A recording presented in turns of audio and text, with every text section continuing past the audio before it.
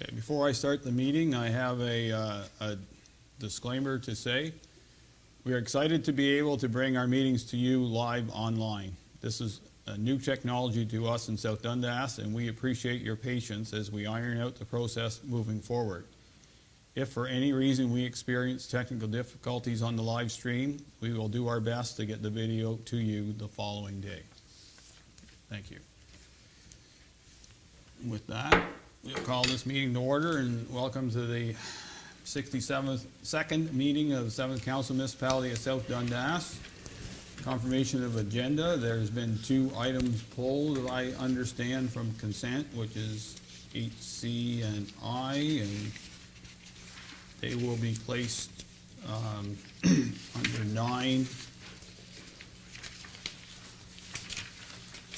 8C first, and then 8I after that.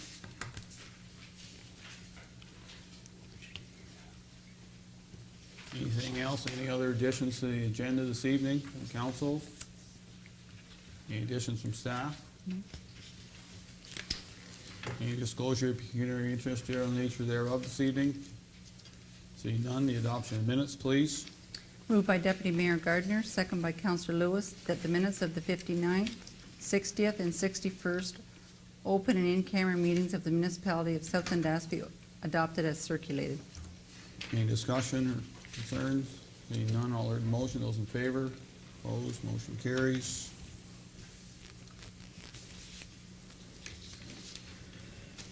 This evening, we were supposed to have a delegation from Constable Ivan Lalonde from the SDG OPP. He has not arrived yet, so when he does, if he does, then we will interrupt our meeting and ask him to present at that time. So we're 6 at action request. First of all, we have to do a change to our procedure bylaw. Madam Clerk.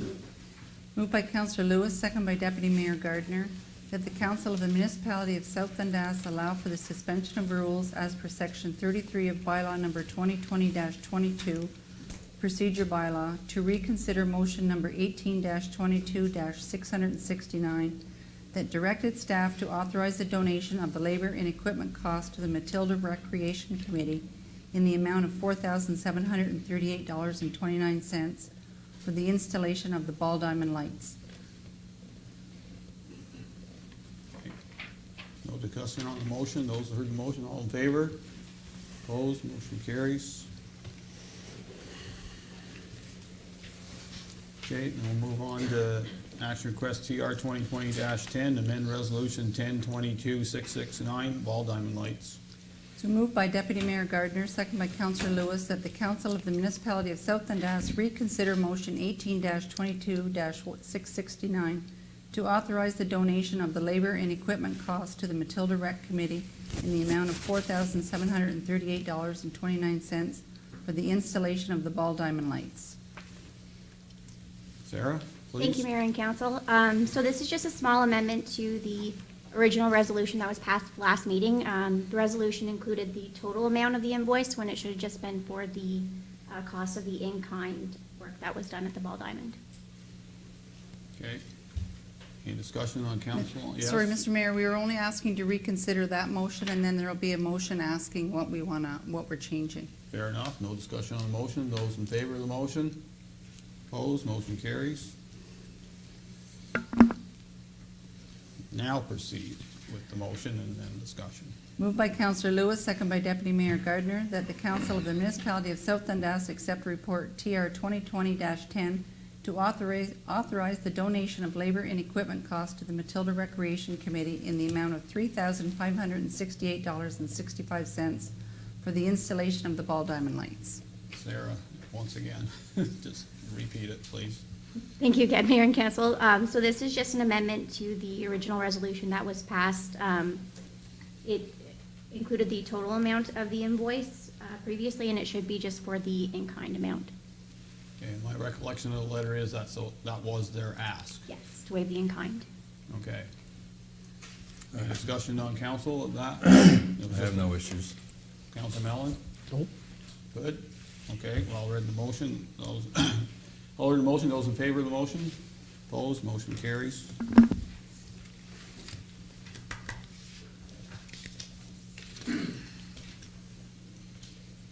Next one is FES 2020-07, Radio Paging System RFP.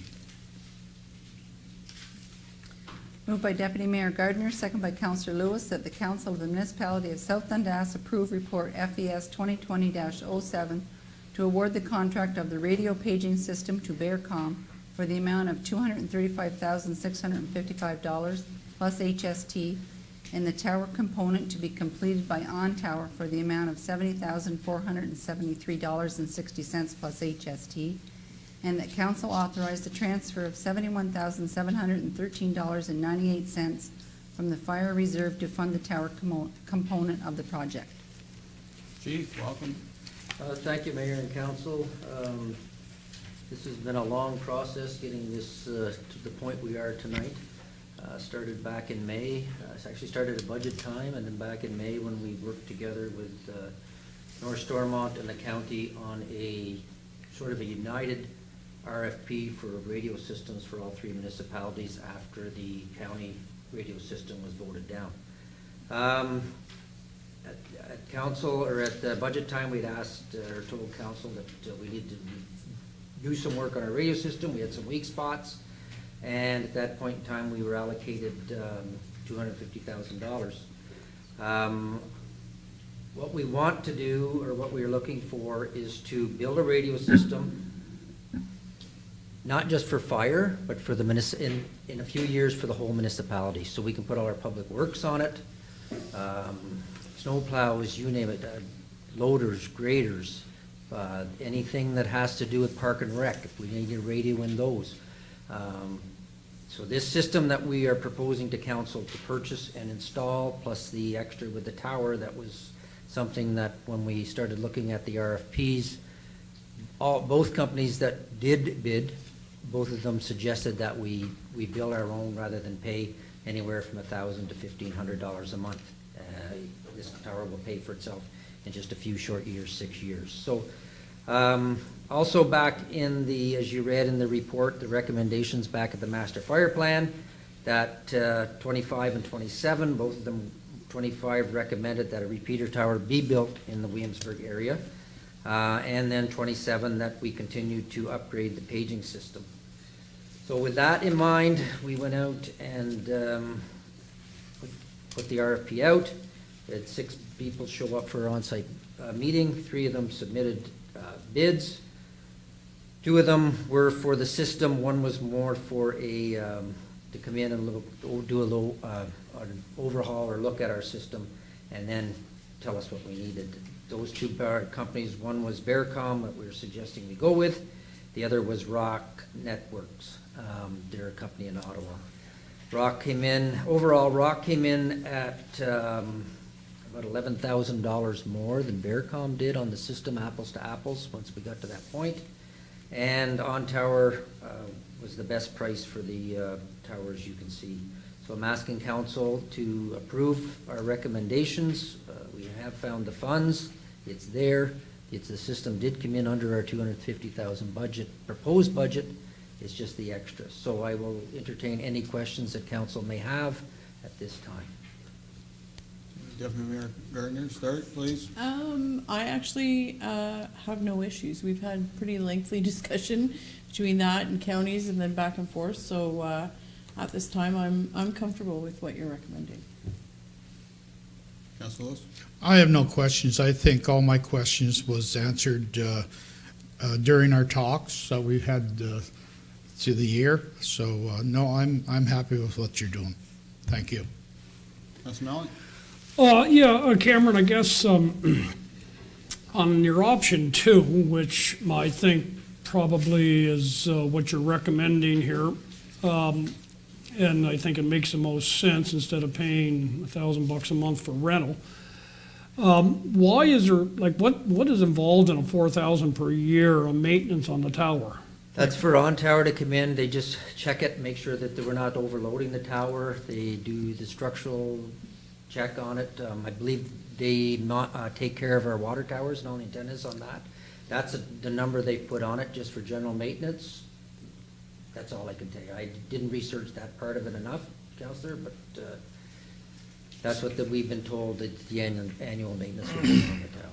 I would think with a new tower, if we put up a new tower, I mean, seems weird that we're gonna pay $4,000 a year for somebody to look at it and say, yeah, the thing's not falling down. Yeah, you know, that's the one thing that sort of jumped out at me is that $4,000 a year, but that'll be an annual thing, will it?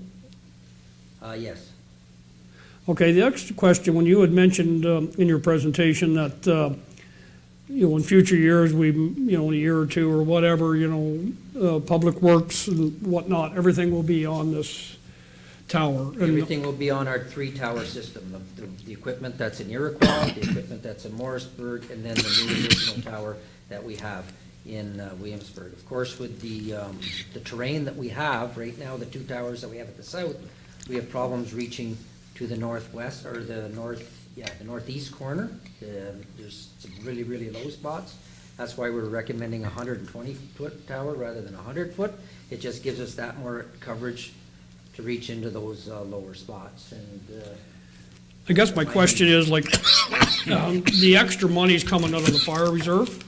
right now, for the tower, yes. Would Yeah, come for from the money tower. that we were- I guess my question is if we're gonna put Public Works, you know, potentially down the road,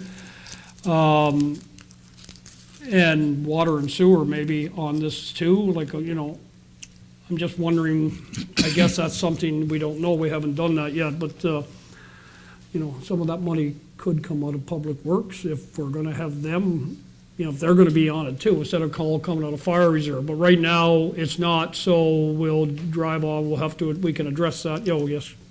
You know? You want to comment? So there is additional cost if we want to add public works or recreation on. At this time, we wanted to get the fire up and running, make sure that it works first, and then possibly propose next year or the year after about bringing public works and recreation on, and having all of our vehicles have a radio system inside their vehicles. I guess we're dealing with what's in front of us tonight, so, yeah, I agree with your option. Cameron? Option 2. Councilor Wells? Hi, Cameron. I agree with Councillor Mellon. The only thing, I'm not seeing this tower yet. To spend that much money on a tower, especially with $4,000 annual, which, as far as a structural tower goes, I don't know what equipment, obviously it's equipment, what's, Bearcom's going to put on this tower. As far as the tower goes, I think that's just outrageous, $4,000 on a brand-new structural thing. I built structures, and you never have to worry about an engineer looking at them for at least 10 years. So by saying that, there's $40,000 alone. I would like to see council go and just go and rent for a couple years and see where it goes from that, because originally, back when we had a discussion, now correct me if I'm wrong, it was back dealing with, when we were gonna deal with Bell, the tower we were gonna use was gonna be in Bogue Sill, That's correct. which is a lot higher tower than, because the one was right down from, it's on my 100 feet from my old house on Strader Hill. And that tower is not overly high. Is there any way to, like, is Bearcom fully, how can I put it? Do we have to use their tower, or can we rent from, Bell and Bearcom will not cross. yeah. So, okay, going back to that, so Bearcom and the other company, Bell was never, they never entertained us for the RFP? Really? Why is that? Like, did they give you It was, explanation well, or anything? part of the RFP, you had to quote on all 3 parts of the RFP. Bell did not want to do that. They wanted to bid on us, but because of the rules and regulations laid out in the RFP, they could not, so they did not bid on anything. And they're big enough, they can probably do that. I, myself, the 4,000 for that the maintenance it's actually bothered me on a brand-new structure. I would go back to them and, like, if we're gonna take Bearcom and it's their tower, right, it's kinda like they're just throwing a number in there, like our checkbook, we can just write the check, so.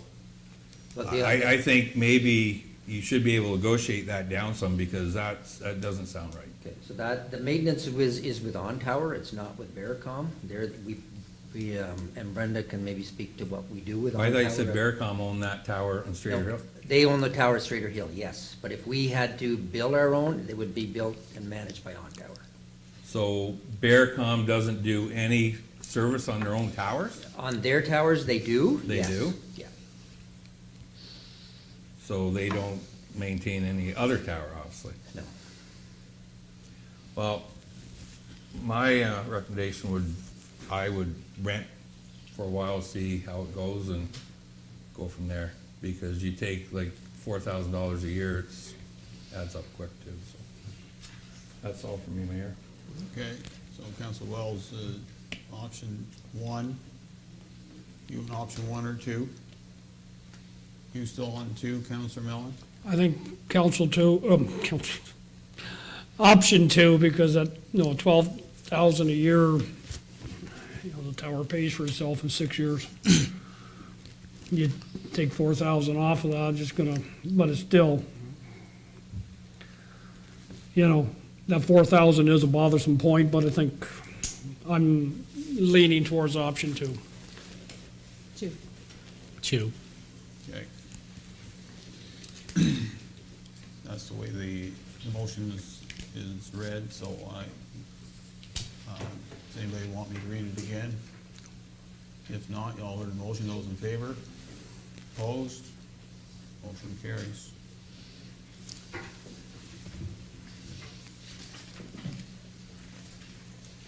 Next one is TS 2020-13, disposal of surplus equipment. Moved by Councillor Lewis, second by Deputy Mayor Gardner, that the Council of the Municipality of South Dundas accept report TS 2020-13 to approve the disposal of surplus equipment as attached using Gov Deals. Jeff, welcome. Thank you, Mayor and Council. So in front of you, you'll find a report put together between the Public Works Department and Fire and Emergency Services. Equipment that has been deemed surplus, whether not being used again or a new vehicle coming in. So below, under the discussions, you will find the list of equipment, again, that Public Works and the Transportation, or Public Works and Fire and Emergency Services has deemed as surplus. I'll be willing to answer any questions that anybody has at this time. Okay, Councilor Wells, anything? No, I went over the list.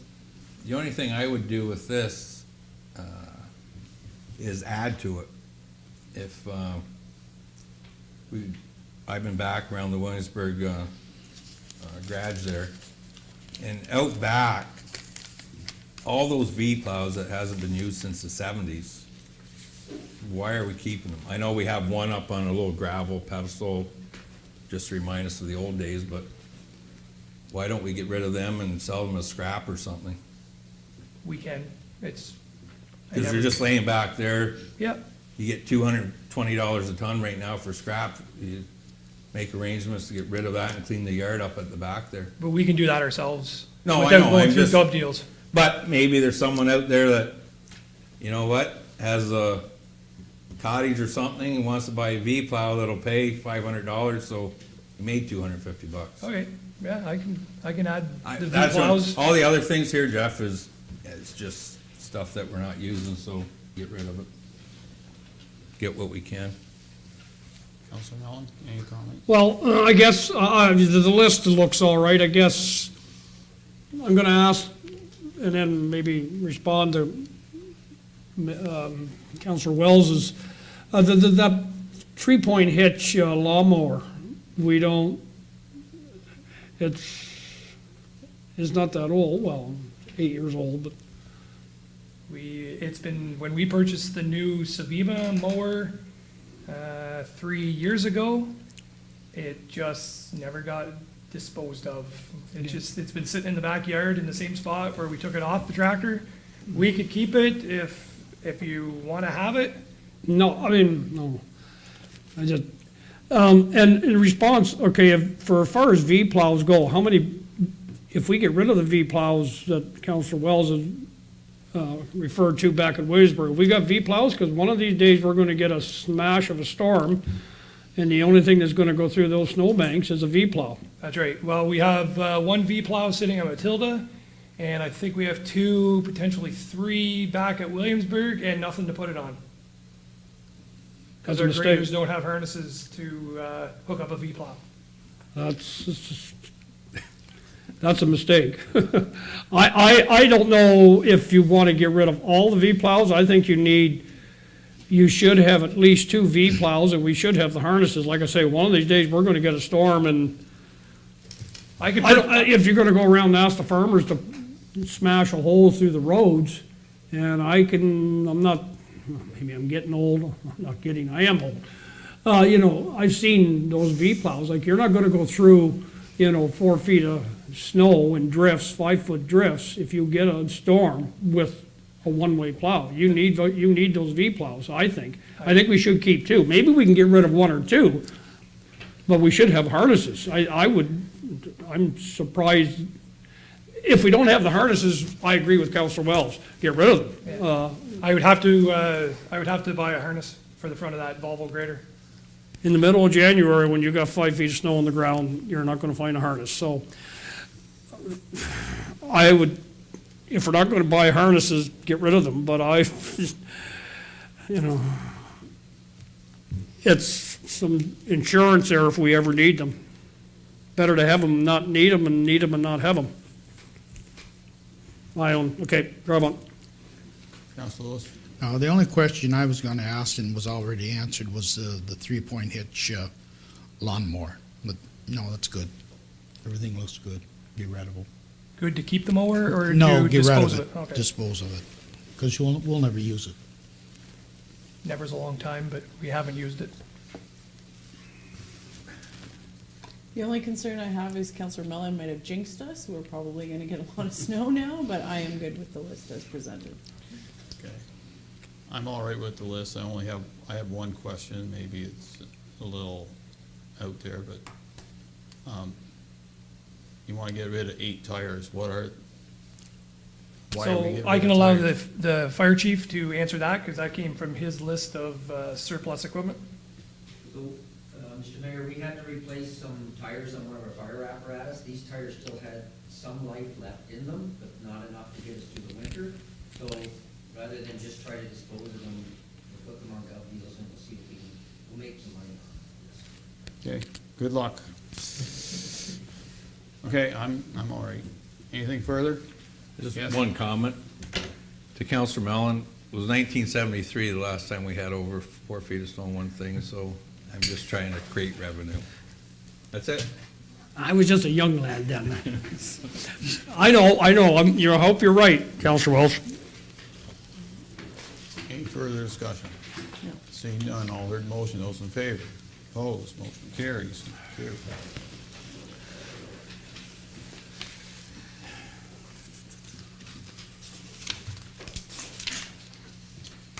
Okay, next one is TS 2020-14, snow removals bid submissions. Moved by Deputy Mayor Gardner, second by Councillor Lewis, that the Council of the Municipality of South Dundas accept report TS 2020-14 to approve the submissions for the 2021, 2022, and 2022-2023 seasons for snow removal as attached. Jeff, again? Thank you, Mayor and Council. So in front of you, you'll find the report of the tender that we put out for snow removal for hired equipment. Through discussions with our CAO Shannon, previous tenders were a 2-year tender, and we opted to go with a 3-year to make it maybe a little bit more entertaining for contractors to bid on, knowing that it was a 3-year tender. We had 6 companies submit pricing, all local companies, and the same companies year after year, so that's pleasant to see. So attached on spreadsheet with my document You'll find the results. Highlighted yellow is the company who was awarded the location. If I may make a modification to it, I received a phone call this morning from Kelly Irrigation and Drainage concerning the Hustler Crescent, Broadway Crescent, and Carmen Court, and he has decided not to entertain that pricing and to do the work.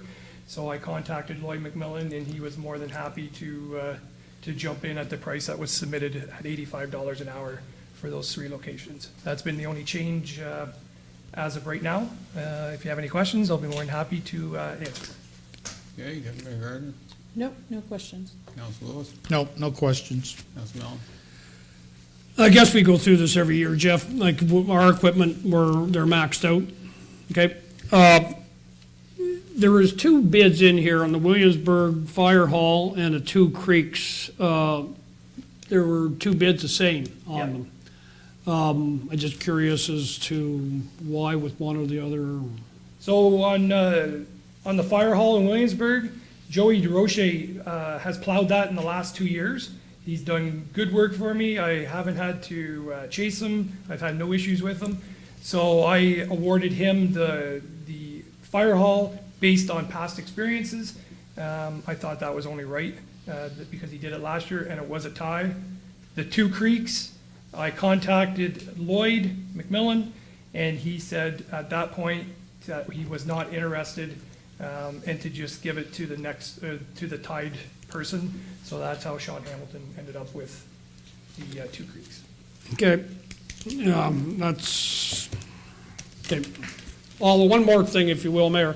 Do we call out these, or is it automatic? No, this is all through our road patroller. He has full control on calling in from this list. It's all based on phone calls. It's not a free-for-all, no. Okay. So, I have no questions.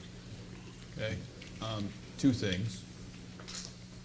Council during budget debate had talked about possibility of us buying a snowplow for our ton truck and manning it and doing some of this or all this work. Yep. Where's that gone? That is, I've entertained pricing, and we're looking at roughly $25,000 to put a snowplow and a sander in the back of 3/4 ton. We could utilize Recreation's 3/4 ton, and then Public Works would give them a vehicle to use for the wintertime as a seasonal swap.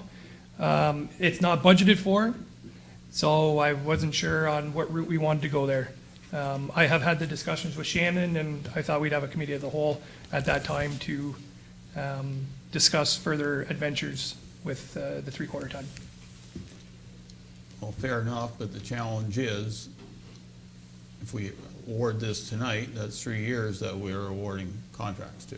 And I think, then we're basically saying we're gonna allow this to happen, or we're not gonna look at doing it ourselves any longer. Well, no, on the flip side of it, if we did still entertain it, I still have enough work in-house that we could use the 3/4 ton and not use our farm tractor to run all over the countryside, plowing bridges and little dead ends that we do with our farm tractor. We could do it with the 3/4 ton. So we would be more efficient, and then for the little one-off snowflakes that we get, we could use the 3/4 ton to come to the arena, to go into the plaza parking lot, which is a lot handier and maneuverable than sending in a big plow truck for those little one-offs. So it's not, yes, it is a 3-year, but it's not a total loss if we entertain that. Okay, is council still interested in that? Yes, no? I wish we had pricing, like you know what I mean, the comparable. I mean, based on what was built last year, right? I think last year was an average snow, and based on, Well, I think at budget time, council was concerned how much money we were paying Yeah, it was a lot. snowplow Yeah. operators to do all the work, and we were trying to see if we could do it ourselves. I'm not saying that's the solution, but at least it would be an option to entertain. you raise a good point, because to be fair to these contractors, I'd hate for us to then go ahead and purchase the equipment, and it looks like they're not getting as full a No. contract as possible. I think, I'm a big believer in fairness, and I'd like to see the comparable, because I think, to your point, Mr. Mayor, I think there'd be savings, and I remember that conversation, and we all felt that there's quite a few savings, so. Okay.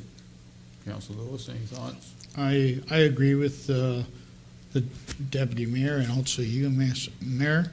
I'd like to see some numbers. 25,000 for the front of for a plow for the front of the 3/4 ton over 3 years. I think we can make a savings on our own if we did it ourselves. Okay. We still have to have a man in the truck. eh? Yep. Yeah. Yep.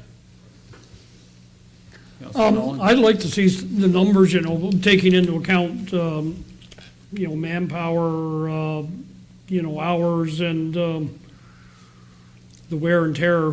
It's hard to put a number on that, but you throw a plow in the front of a truck, it's a lot harder on the truck. But, I'd like to see the numbers on a 2-year, 3-year average of what we have spent on the contractors compared to the 25.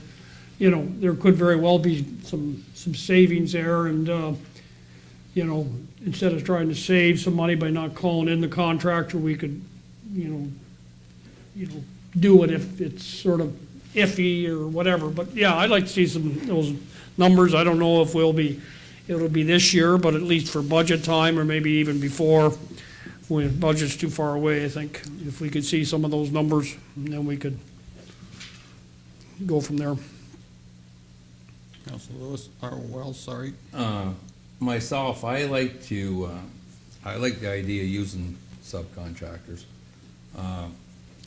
To take a plow and put it on 3/4 ton, because I have the same truck with a plow on it. It's hard on the truck, and not only, you're probably maxed right to the point where, as far as snowfall goes, to take another staff employee to put in that truck to go around.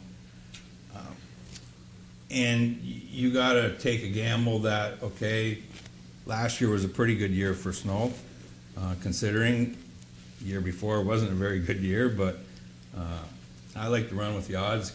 Keep that, like we can purchase that, like if it came back and, as far as numbers, the rest of council said, and a budget for 2021, like you said, it's based on calls, so if we don't call the contractor out, we're not necessarily, it's by the hour, so it's not a contract. So if we decide after budget 2021, look at it, maybe have some numbers back to us, then we can, okay, weigh the difference here. But as far as there's no maintenance on the truck, there's no wages, no fuel, the whole bit. So at the end of the day, and the numbers that came in they're good numbers, so I would stay with what we have for now. Okay. Guess we can add it to, go ahead. If I may, just to touch on Councillor Wells's point, if there's a light fluffing of snow, I don't call any contractors in. Our own trucks plow the road, so I'll use Hustler Crescent, Broadway Crescent, and Carmen Court. Those are 3 packaged roads. If the contractor's not needed, then my plow truck plows the road.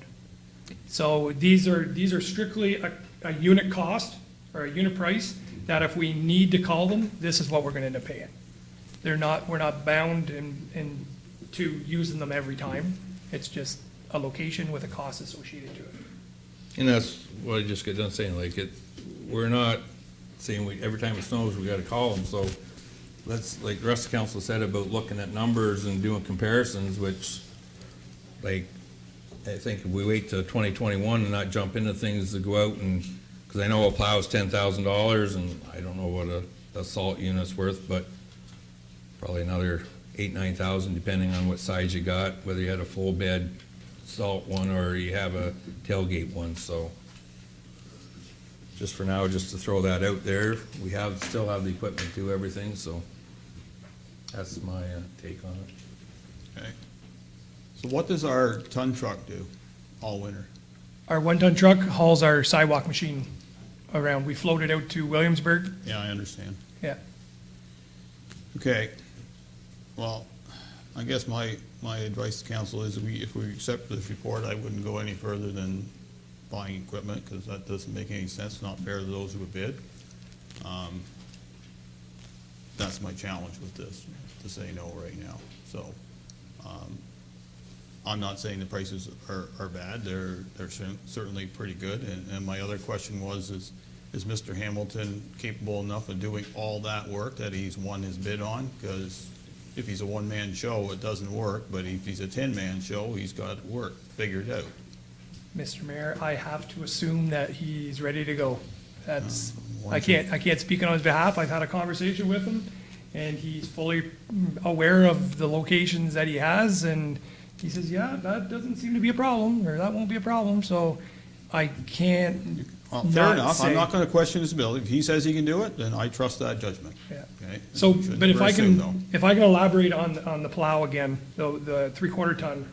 Presently, we use our farm tractor to do the bridge, the Taylor Bridge, to do the South Branch Bridge, to do Irving Road, to do New Ross Road. That's a lot of driving for a farm tractor, as you can appreciate, and yourself can appreciate being farmers yourselves. The 3/4 ton truck, we could do that with our own staff member and save our farm tractor. We still have the big box blade where you can do the dead ends in Iroquois, which is a lot of pushing. But more traveling than putting the blade down, that was definitely a job for the 3/4 ton. Okay. Mayor Gardner?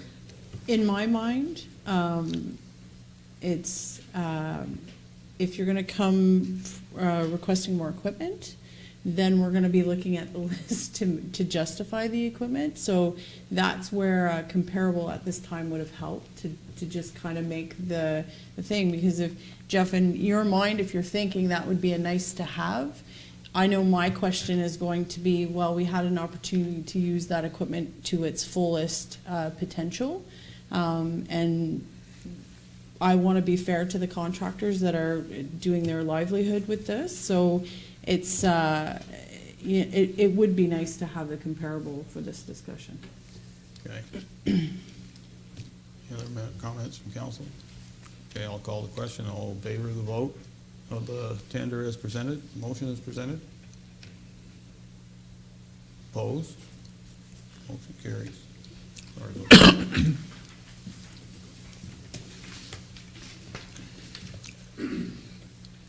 Okay. Next one is ES 2020-16, utilization of Dundas Rink trailer at the Matilda landfill. Moved by Counselor Lewis, second by Deputy Mayor Gardner, that the Council of the Municipality of South Dundas accept report ES 2020-16 to permit staff to move the existing ATCO trailer in McIntosh Park to the Matilda landfill to be utilized by staff. Danielle, welcome.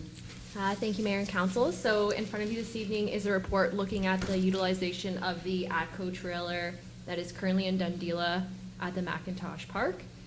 So we have had previous discussion about this trailer earlier on this year, looking at alternative purposes for it. The Dundela rink has not been, the outdoor rink has not been used since 2016. So we are looking for some repurposing of a few items in McIntosh Park. The ATCO trailer we did purchase in 2015. It's a 320 square foot trailer. It has a washroom inside of it. When we purchased it through the South Branch Community Fund, so they did pay for the trailer. It was purchase used, so it is from 2008. So the trailer is a 2008 model. Currently at the landfill, we have an attendant shed, is what I'll call it. It's 100 square feet. It has electrical servicing, but no indoor washroom, no not anything special there. So we had some concerns looking at the landfill building because the roof is actually caving in and the floor is rotting out. So we are looking for alternatives to reuse in that space, so we don't have to purchase or rebuild that landfill attendant building. And we thought that the ATCO trailer, not being used for the past 4 years, would be an ideal piece of equipment to utilize there for staff moving forward. One thing I'd like to highlight is that regardless of if the expansion goes through at the landfill or if we move to a transfer station, a building for our staff there would still be required. And if you have any other questions, I'd be happy to answer them this evening. Okay, Council Wells, comments, questions, concerns? Yeah.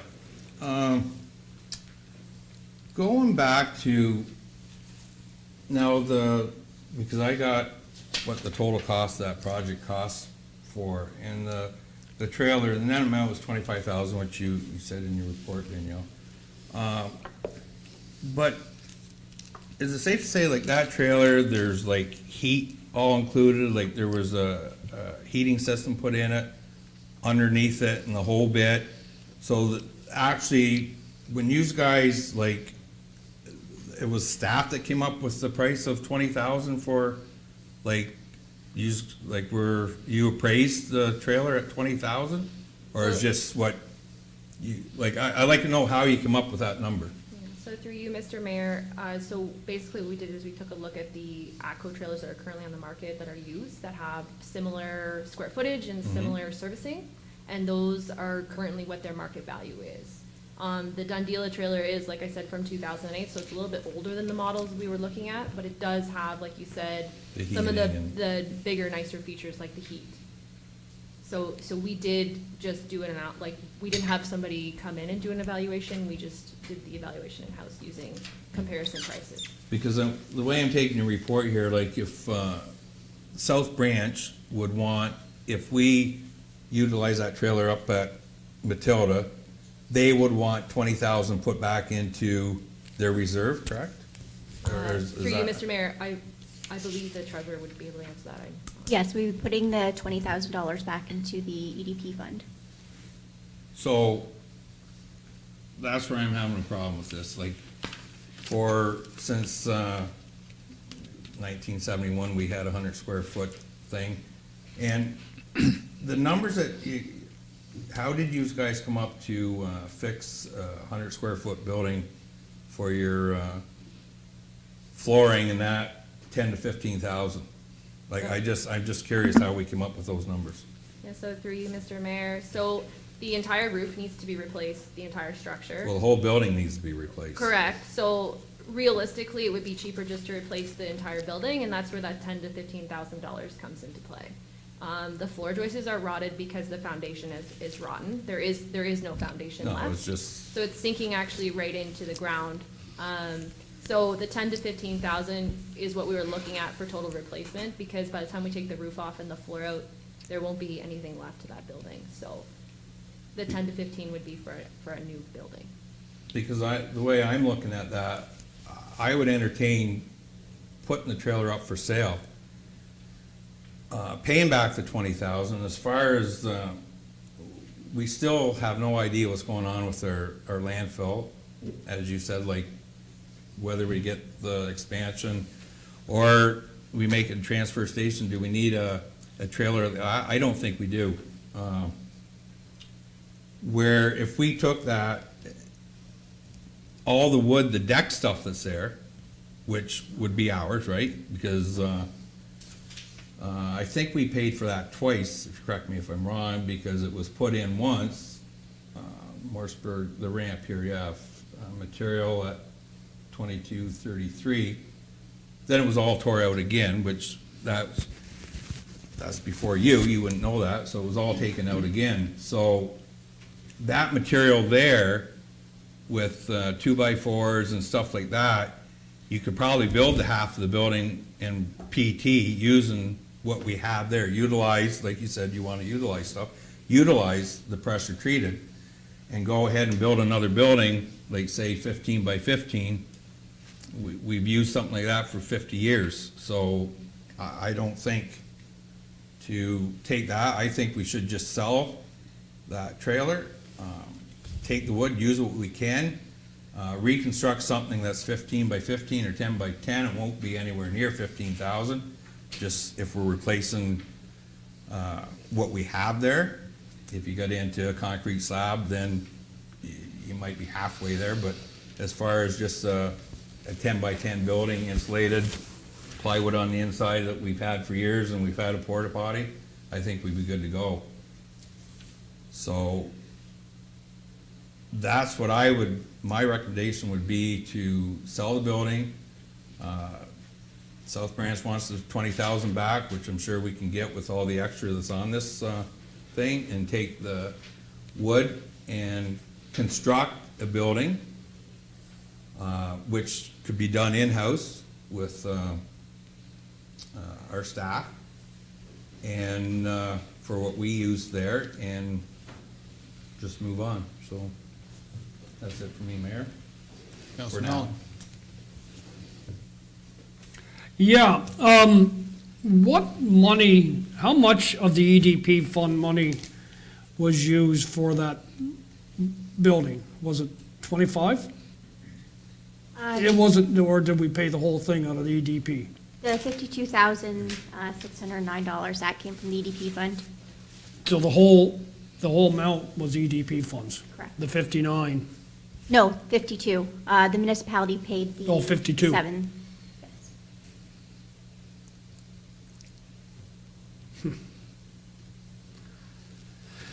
Yeah, you know, obviously the building isn't worth 52, but, you know, that EDP money, we haven't had that, that community fund committee hasn't had a meeting. There has been some correspondence that I've seen that, they are in favor of us reutilizing that trailer, and the money go back to them.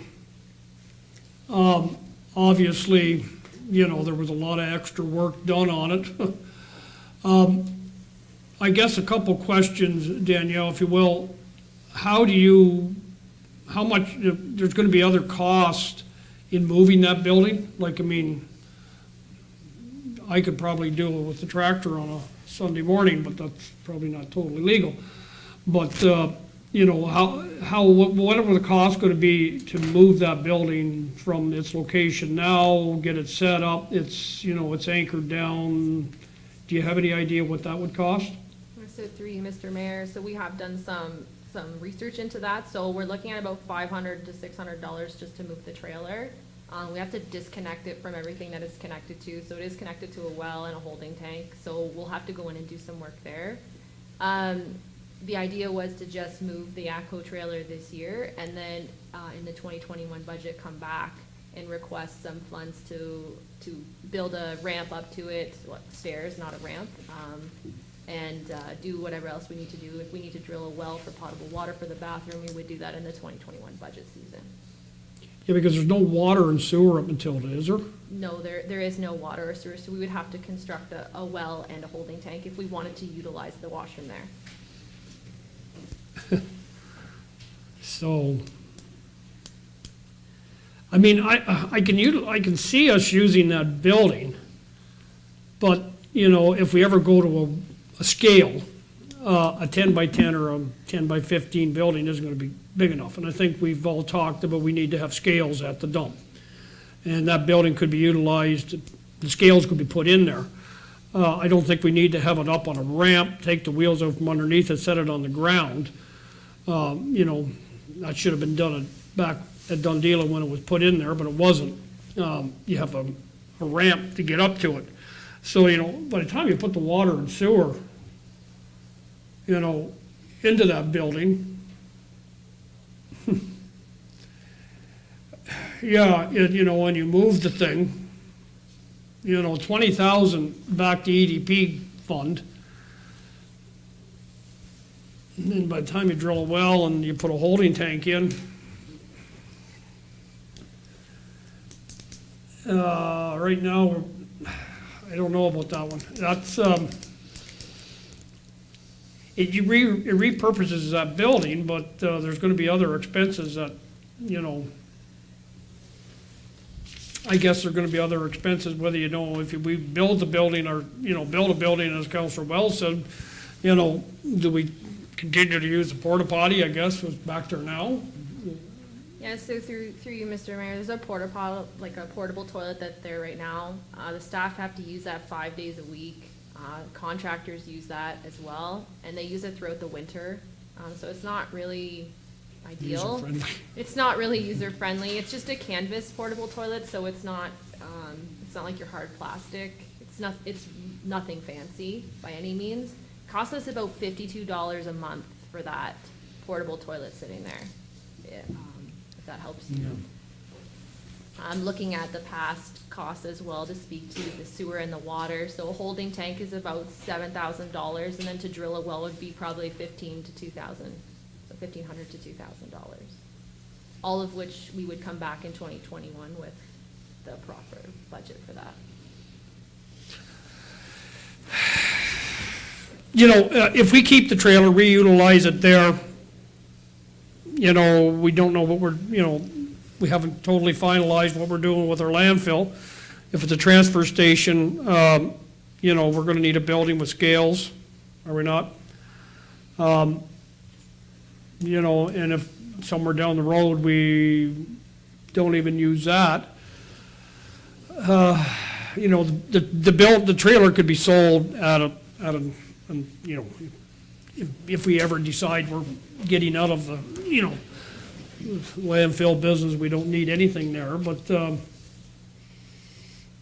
regardless if we put up, either utilize this building or, we build something, I think we need to have proper, especially if somebody's gonna be there 5 days a week. I said, a porta potty in January is not the friendliest place in the world, so, it's part and parcel of what we're gonna have to look for, cost recovery for our landfills. I think that's a good way to reutilize it, because we need water and sewer back there anyways, so if we're gonna have it manned 5 days a week. That's all for now, Mayor Byvells. Council Lewis. I believe we have to do something with that trailer. It just sits there and we heat it in the winter, and most likely air conditioning runs in the summer. And as Danielle said, it hasn't been used since 2016. I don't believe that we would get enough lumber out of the ramp to build another building, because it's only, the walkway is only 5-6 feet in length. And I think we should do something with the trailer, and I think I'm going to have to agree with my colleague across the way, Councillor Mallon, that the Matilda landfill would be the place to put it. Mayor Gardner. This trailer is a bone of contention for the folks that live back in Dundela. I like the repurpose idea. I believe that we are, 1973?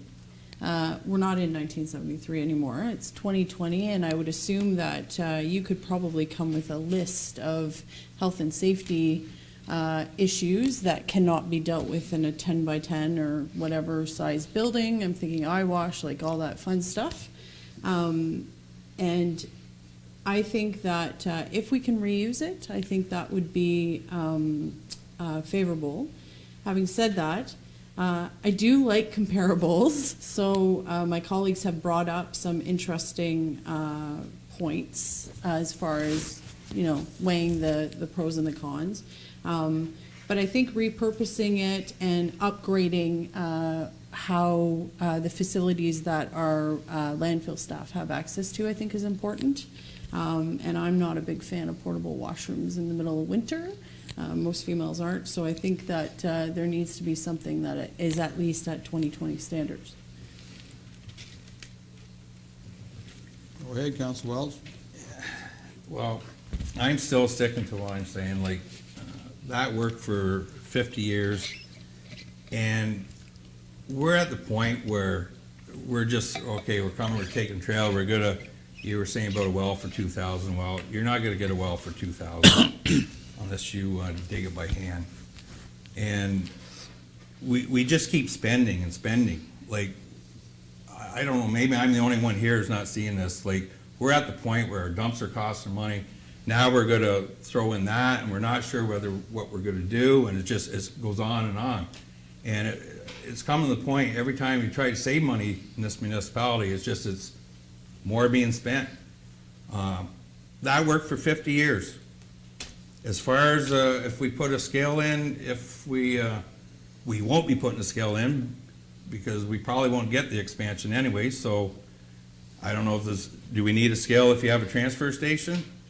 So through you, Mr. Mayor, A scale would be basically mandatory if you do a transfer station, because Okay. you'd want to know how much garbage is coming in so that you can bill appropriately, because the cost for it to be transferred to another site, you would Okay. have to then pay.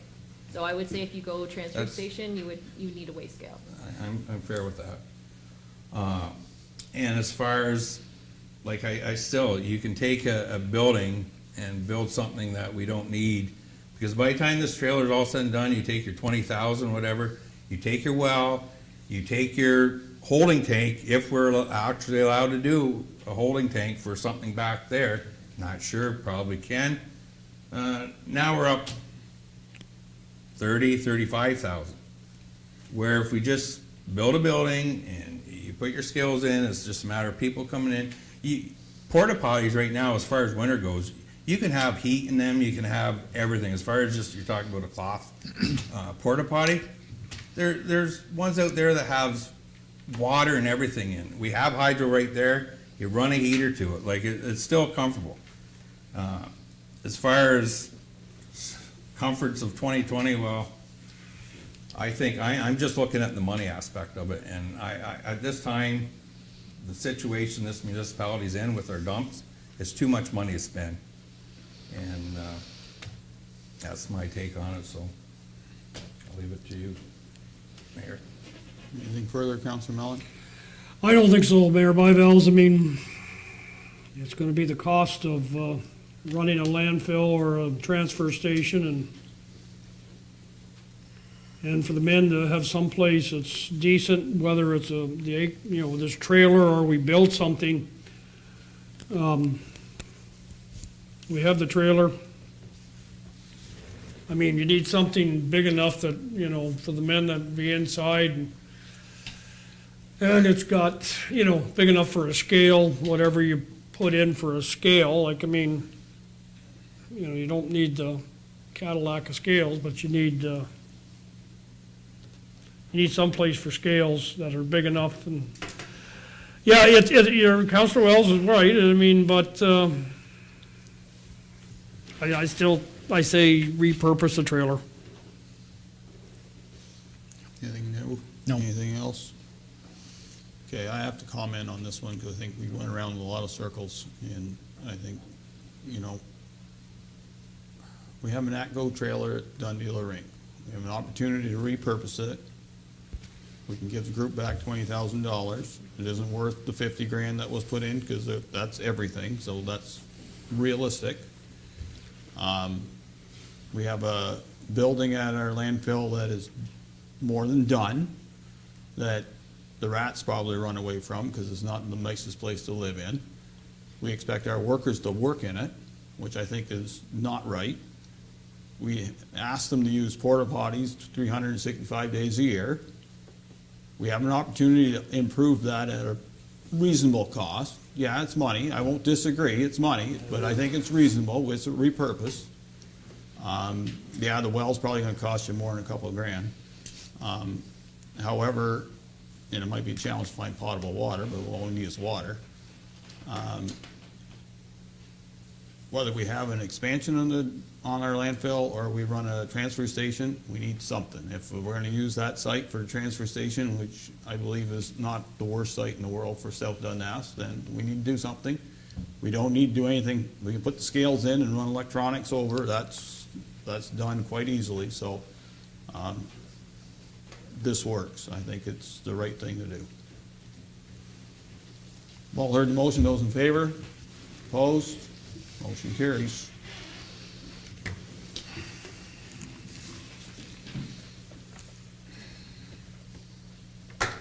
Okay, next one, CAO 2020-11, Future Development Dutch Meadows Subdivision. Moved by Councilor Mellon, second by Councilor Wells, that the Council of the Municipality of South Dundas accept report CAO 2020-11 to authorize Swank Construction Limited and EVV Engineering to design a collection system for option 3 at an invert of 76 meters, 4.0 meter depth for the future serviceability of Dutch Meadows. Shannon? Thank you, Mayor and Council. So this is just a follow-up from our meeting on March 5th. At that time, Council proposed that we go with option 3, so I wanted to bring it back just on record for Council for a resolution. that we proceed with the option 3 as outlined. It does give us a little bit of growth to the west that council is looking for, as well as some additional growth to the north as well too. So if there's any questions, I'll be more than happy to answer questions that council has. Okay. Questions, questions? comments, Nope. concerns? No questions. Councilor Mallon? No, I don't have anything, Mayor Byvells. Councilor Wells? No, I'm good. Okay, all heard the motion, those in favor, opposed, motion carries.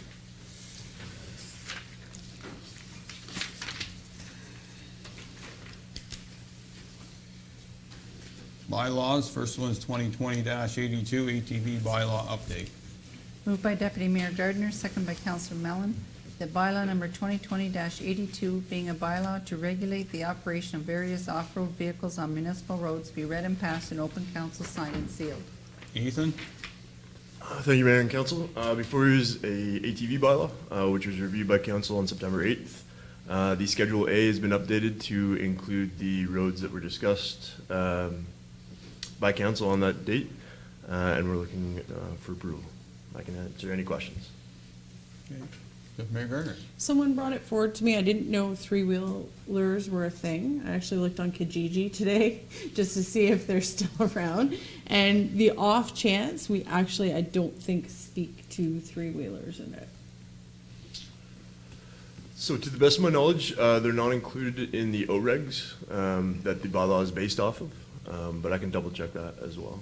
Yeah, like I said, I thought they were obsolete, but I searched on Kijiji and apparently I can buy 3 or 4 in the area if I'd like, so. Okay, they should have been outlawed and scrapped. 'Cause Yeah. I remember Oh, my I agree. brother having one, Yeah. and I'm still surprised that the two of us are still alive because of it, but, You just need a smarty pants to drive up and down the freeway. right? well, I know my brother's, he's burnt a few lives already, and that was one of them. Well, I would suggest that council pass this one, and Ethan can look into it, and if necessary, he can bring another revised one back, but at least just get something on the Yeah. table. Is that fair? Yeah, and I'm totally agreeing with this. As far as Deputy Mayor's things, three-wheelers are out there, but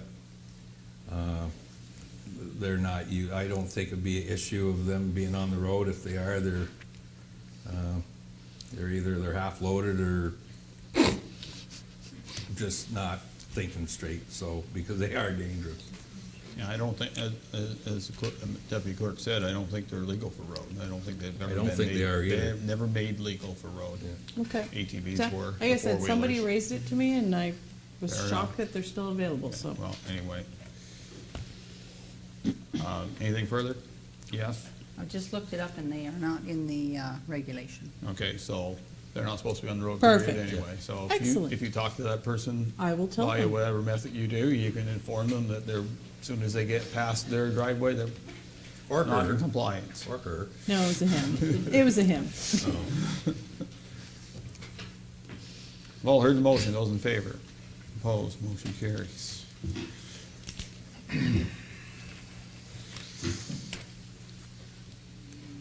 Twenty 83 Iroquois Campground Sanitary Sewer Agreement. Moved by Councillor Mellon, second by Councillor Wells, that bylaw number 2020-83, being a bylaw to execute an agreement with David Brown Construction Limited to replace the Iroquois sanitary sewer, be read and passed in open council, signed and sealed. Shannon? Thank you, Mayor and Council. So this is just a follow-up in regards to the agreement with David Brown that we awarded back on August 10th of 2020. Okay, any questions, comments, concerns in this bylaw? All heard the motion. Those in favor? Opposed? Motion carries.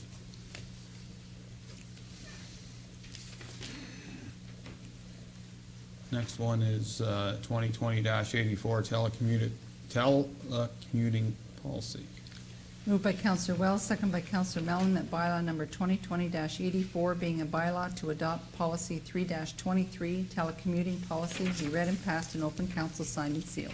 Shannon? Thank you again, Mayor and Council. So this was originally brought to council in July. At that time, there was a couple concerns in regards to section 7.2, which after discussion with the solicitor, we did revise it so that their workplace is not carried over to their home.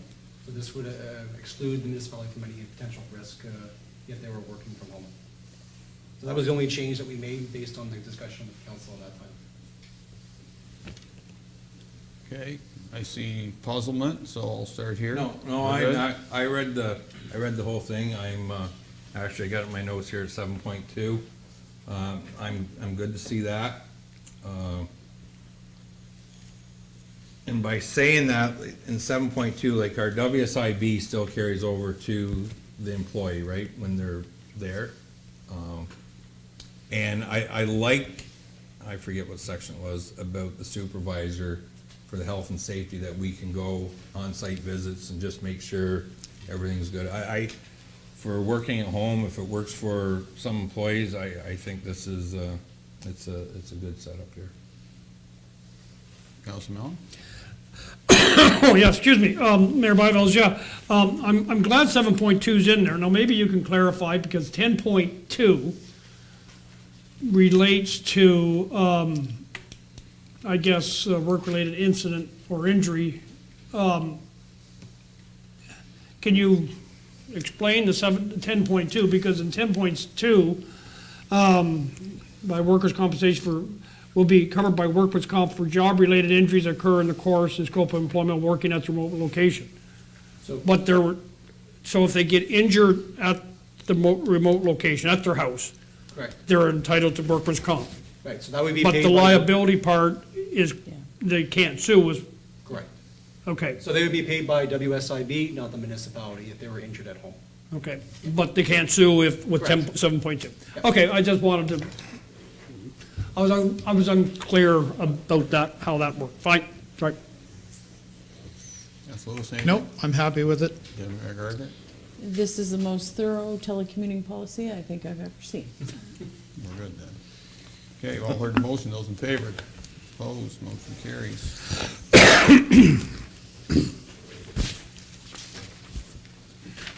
Consent agenda, please. Moved by Counselor Mellon, second by Counselor Wells, that all items listed under general consent section of the agenda be adopted as presented, save and except for items 8C and 8I be moved to discussion items. Sorry about that.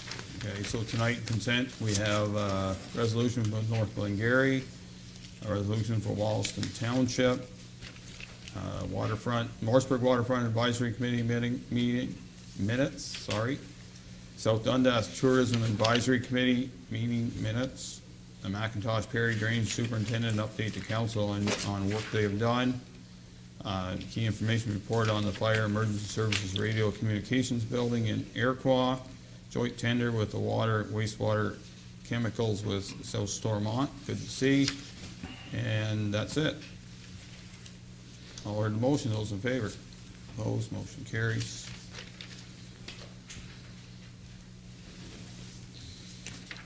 Okay, now the lengthy part of our meeting. Boards, committees, discussion items. Council reps, county council. Okay, we did have a meeting today. I was trying to pick through some stuff, so I'll just do, I don't think there was too much to report. We had 2 delegations, the Friends of Summertown Trails, and social housing. It's a pretty dry meeting, actually. We're going through the process of reviewing our, the clerk's position as she's leaving. I don't know if you want to speak to the road concerns you raised, Mayor? On that issue, Yeah, I don't. so there was so CAO brought forth a job description concerning Director of Corporate Services, who is the clerk. Helen is retiring, as everyone knows. Longtime employee, and you know, a lot of automatic stuff got done. So CEO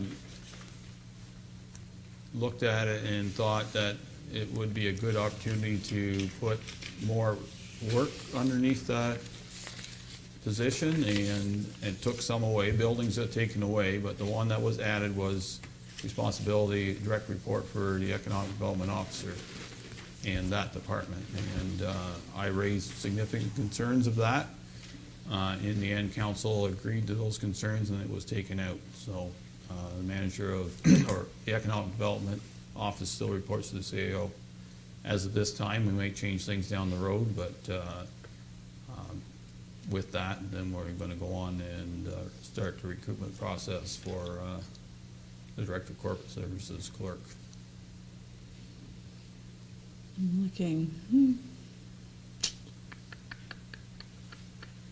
We did get some updates from the Transportation and Planning, just on the status of some of the roads. I pulled out that the roundabout is noted in that part, and that report is being tendered, that's the Morseburg streetscape, tendered in November, and the final stage with public consultation and the impacted business owners is coming up. So they feel that they'll close the tender in December. Can I add? Yep, please, I'm faltering. That's okay.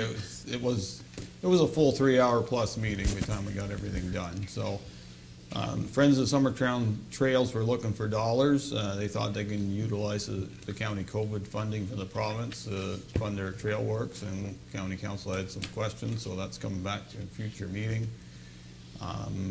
Social housing is all run by the city of Cornwall, and they were discussing the end of life mortgages that are all ending within the next decade, and some have ended already, and how that impacts them. And it does dollars from the county point of view.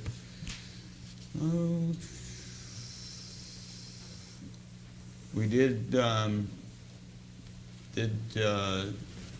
award a tender for the engineering work on the CPR grade separation work for the at Winchester on County Road 31. If you cross that overpass over the CPR line, you'll see it's in pretty decrepit shape, so we're going to get that redone next year. There's another bridge in Glengarry. They're doing a topographical and legal survey on SDG 22, and for those who don't know where that is, it's it has a road name to it, but it goes from 138 to Maxville. It's a fairly high truck use road because the McEwen's in Maxville, so it does have a name that escapes me. I get used to the county numbers. I even call Princeton Road 16, so that's how bad it gets.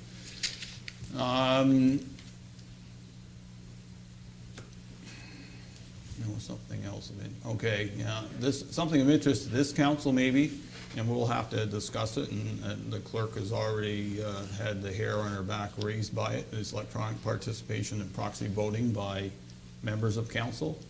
It is now the province has allowed councils to do so if they change their procedure bylaw. In other words, if a member of council could not come to a meeting, council can choose to allow that person to come virtually by some setup, whether it's on TV or whether, and be allowed to vote.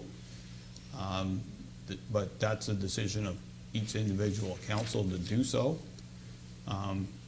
The other one that probably raises the hair on my back somewhat is the proxy voting. So province has allowed councils to decide if they want to allow members of council to give their vote or proxy vote to another member of council for a meeting that they're not attending.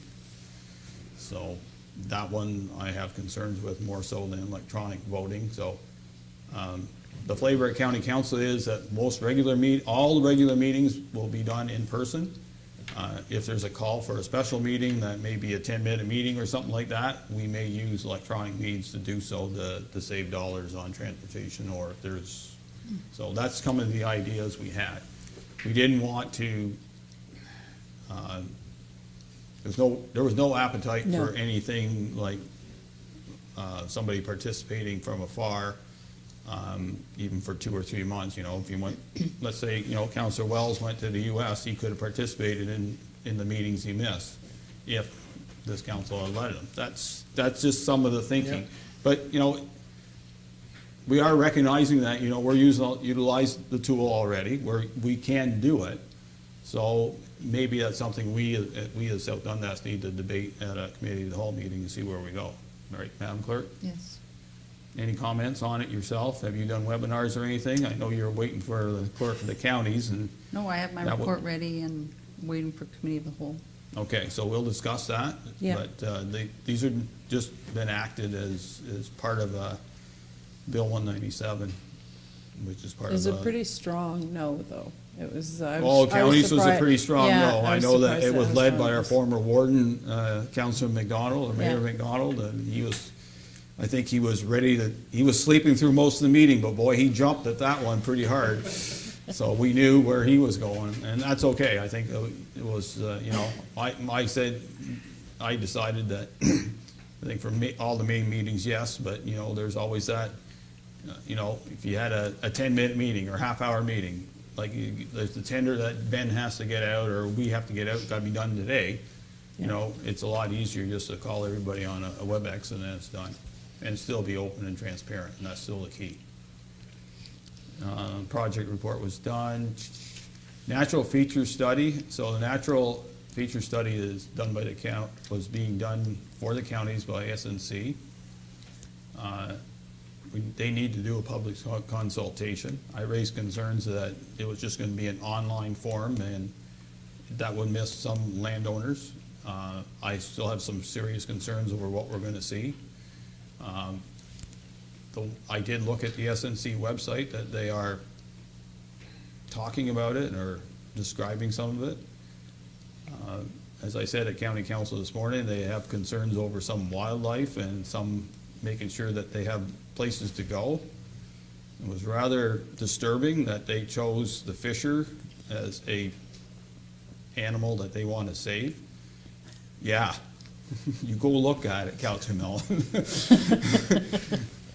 They want more fishers in SDG. I Thanks. think we have enough already, because they're not something you want to tank. I know that they're on our farm.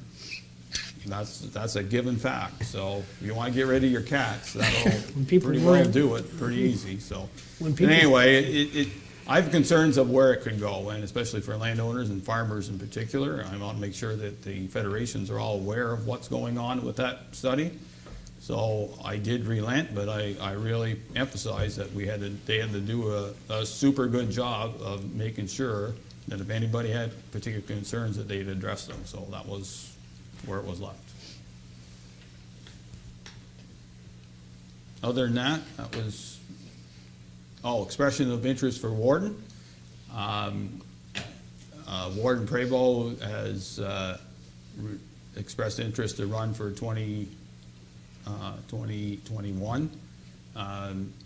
He felt like he was, I would say, quote-unquote, robbed of his wardenship this year with COVID, and really didn't have any of the social events that wardens get the pleasure of doing, including the ones that most of us attend, which would be curling and golf and no warden's banquet and all this, the whole 9 yards. So he requested that he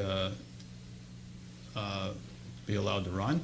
So that was one. I did speak that I was thinking about running, but I did choose not to run. I supported his desire to run in 2021. Having been warden, I know that he did miss out of everything that really a warden would be doing. Councilor Fraser, or Mayor Fraser from North Dundas, made his expression of interest known, so he and Warden Prevost will have an election in October for warden for 2021.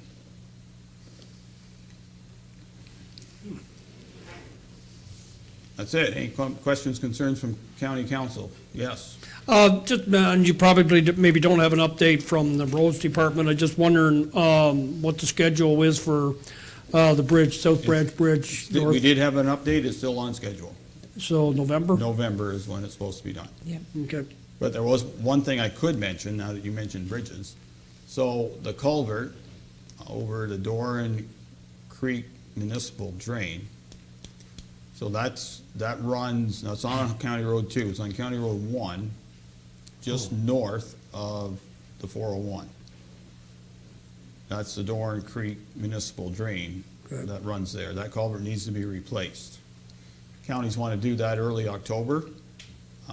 Their desire is to close the road and force everybody to drive around for 2 days.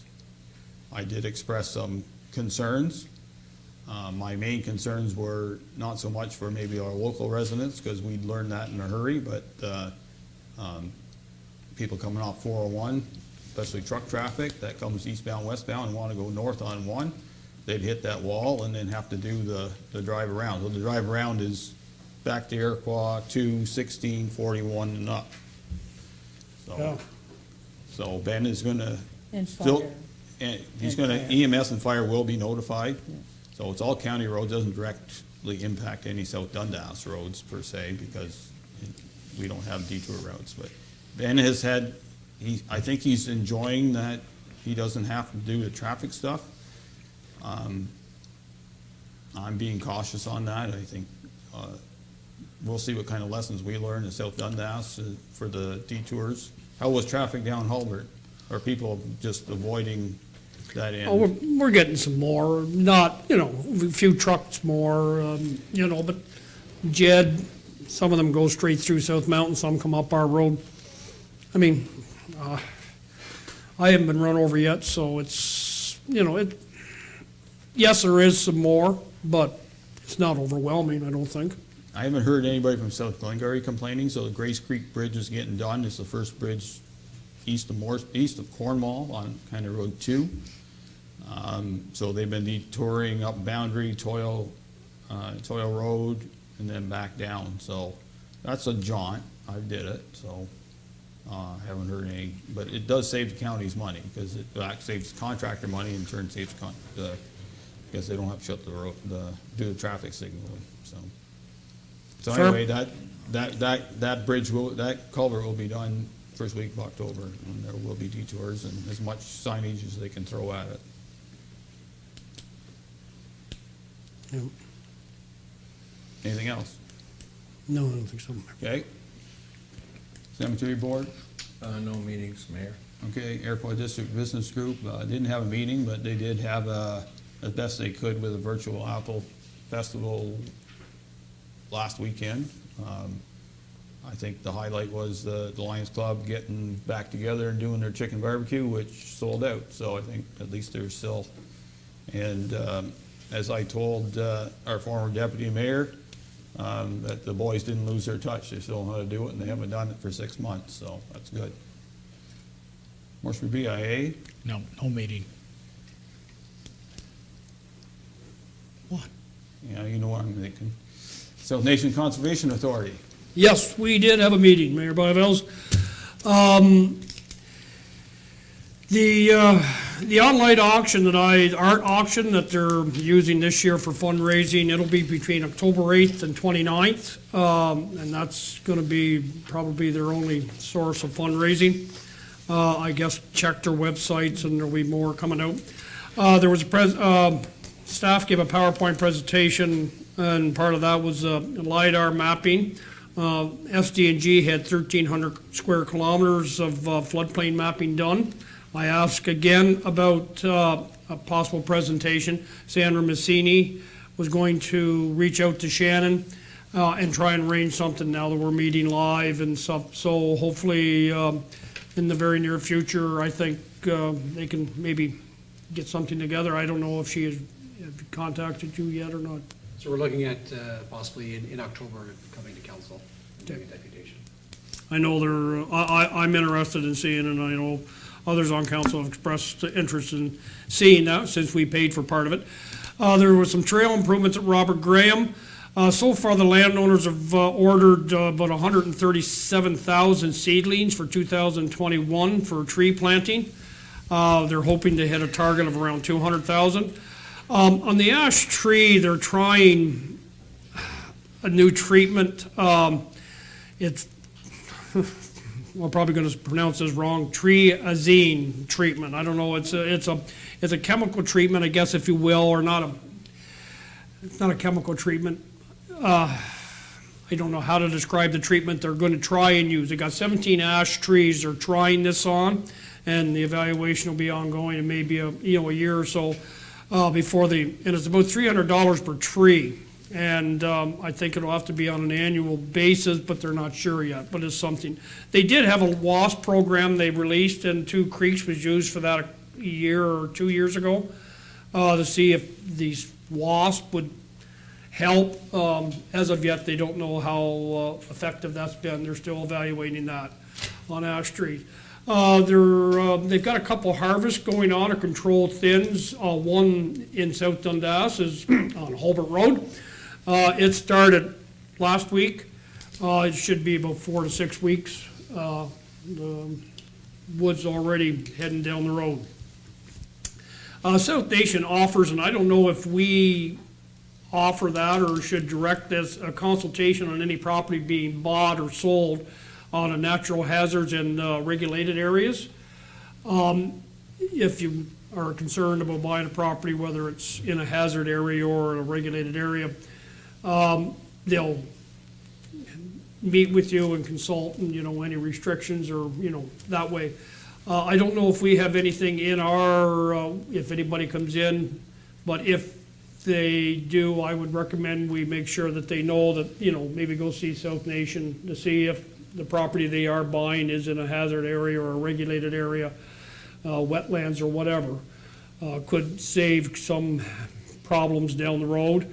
They do get, a few dozen, I think, a year coming in, looking and seeing on their properties. Our zoning bylaw maps have that all on there. Pardon me? Our zoning bylaw maps have the Okay. floodplain and the wetlands. on Yeah, it.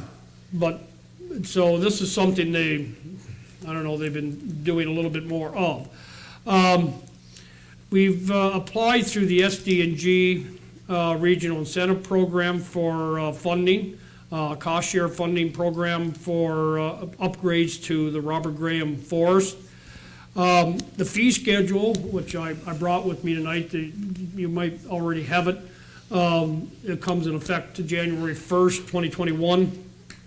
It's basically the status quo, about a 2% cost of living has been put in there. They try and get as close to 100% cost recovery on their fee schedule. They're running around 93 to 95% cost recovery. That's their estimate right now. Trying to get it up to that pretty well cost recovery, 100% cost recovery on their fee schedule, but everything's pretty well the same except for maybe a 2% cost of living. That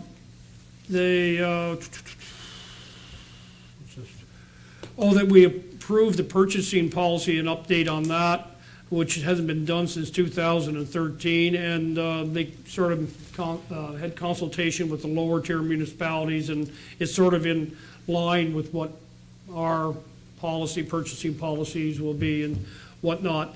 There was an election of the executive, finally got done. That was the last part of the AGM, and George DeRouge is now the chair. Pierre Leroux was elected as the vice chair, and Bill Smurl will be the past chair. So, there's the two new, the chair and vice chair are new. The next meeting is October 15th, and that's when the levy will be presented. And then the November 19th meeting will be the first draft of the budget, the 2021 budget. And I think that's about the highlights, I guess, if you will, Mayor Byvells. Any other questions I can ask? That natural hazard feature, or whatever you're talking about, they talked about that at the last meeting, and I can't imagine anybody worried about saving fishers.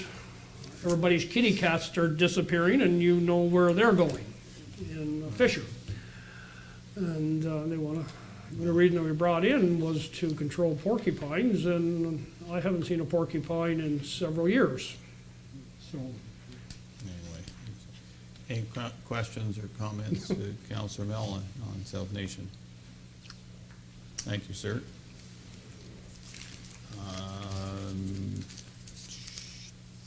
Water Committee. Yes, we met last Wednesday. I had asked Shannon if it was okay if economic developer Rob Hunter attended to go over some potential funding avenues for some of the bigger projects. So we had a really good discussion on that, and they'll be working on something to bring forward to council. Any question? Airport Waterfront Committee meets Thursday night. South Branch Committee, Nothing yet. Carmen House, no. Nothing yet. Dundas County Archives is nothing too. Tourism Advisory Committee, Yeah, so we met on Tuesday, September 15th. We had a good, productive meeting. For anyone that's on social media, I believe the contest is still going. We have Pumpkin Inferno tickets up for grabs. We're over 700 people, which is pretty good for a page that's only been live for less than a week. Lots of excitement, lots of sharing about all the neat things to see and do in South Dundas. We also had a bit of a whiteboard session to narrow down what our objectives would be for 2021. So we've narrowed it down to, I want to say 4 focal points. And it's kind of interesting because later on we'll be discussing pop-up shops and containers, and actually that's one of the things that the Tourism Committee would like to work with the Morseburg Waterfront Committee to bring that to the Morseburg Waterfront. So they're working to do some background to bring to council. okay. Questions, comments? Keep on going, you have Economic Development, Development, we haven't met yet. okay. Doctor Advisory, Anything? Kaylee New, The only thing I can update is currently right now, we're working on, with South Stormont on getting a survey out to residents to find out who has doctors, where they're going for their current appointments, as part of the Get the Gwen thing that we're doing, and we'll bring it back to council at a later date as far as gathering all the information and kind of what our plan is going to be forward, so stay tuned for that. there is a new doctor downstairs working with Dr. Waite, so found that out when I went last week. I encouraged her to stay, but she's, Oh, moving on. yeah, she's a rookie, so she's just Yeah. learning. But at least they're working on getting people here, that get them in the door is step number Yeah. one, right? So that's good. Questions, comments? Okay, we'll move on to key information reports and Tilda Hall update, and we'll call on Supervisor McKenzie.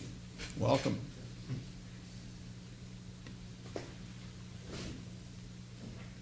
Thank you, Mayor and Council. I have a facilities update for the renovations at Matilda Hall. Unfortunately, the FCC AgriSpirit funding wasn't approved for Phase 2 renovations. The Matilda Hall flooring has been installed and finishing touches are ongoing.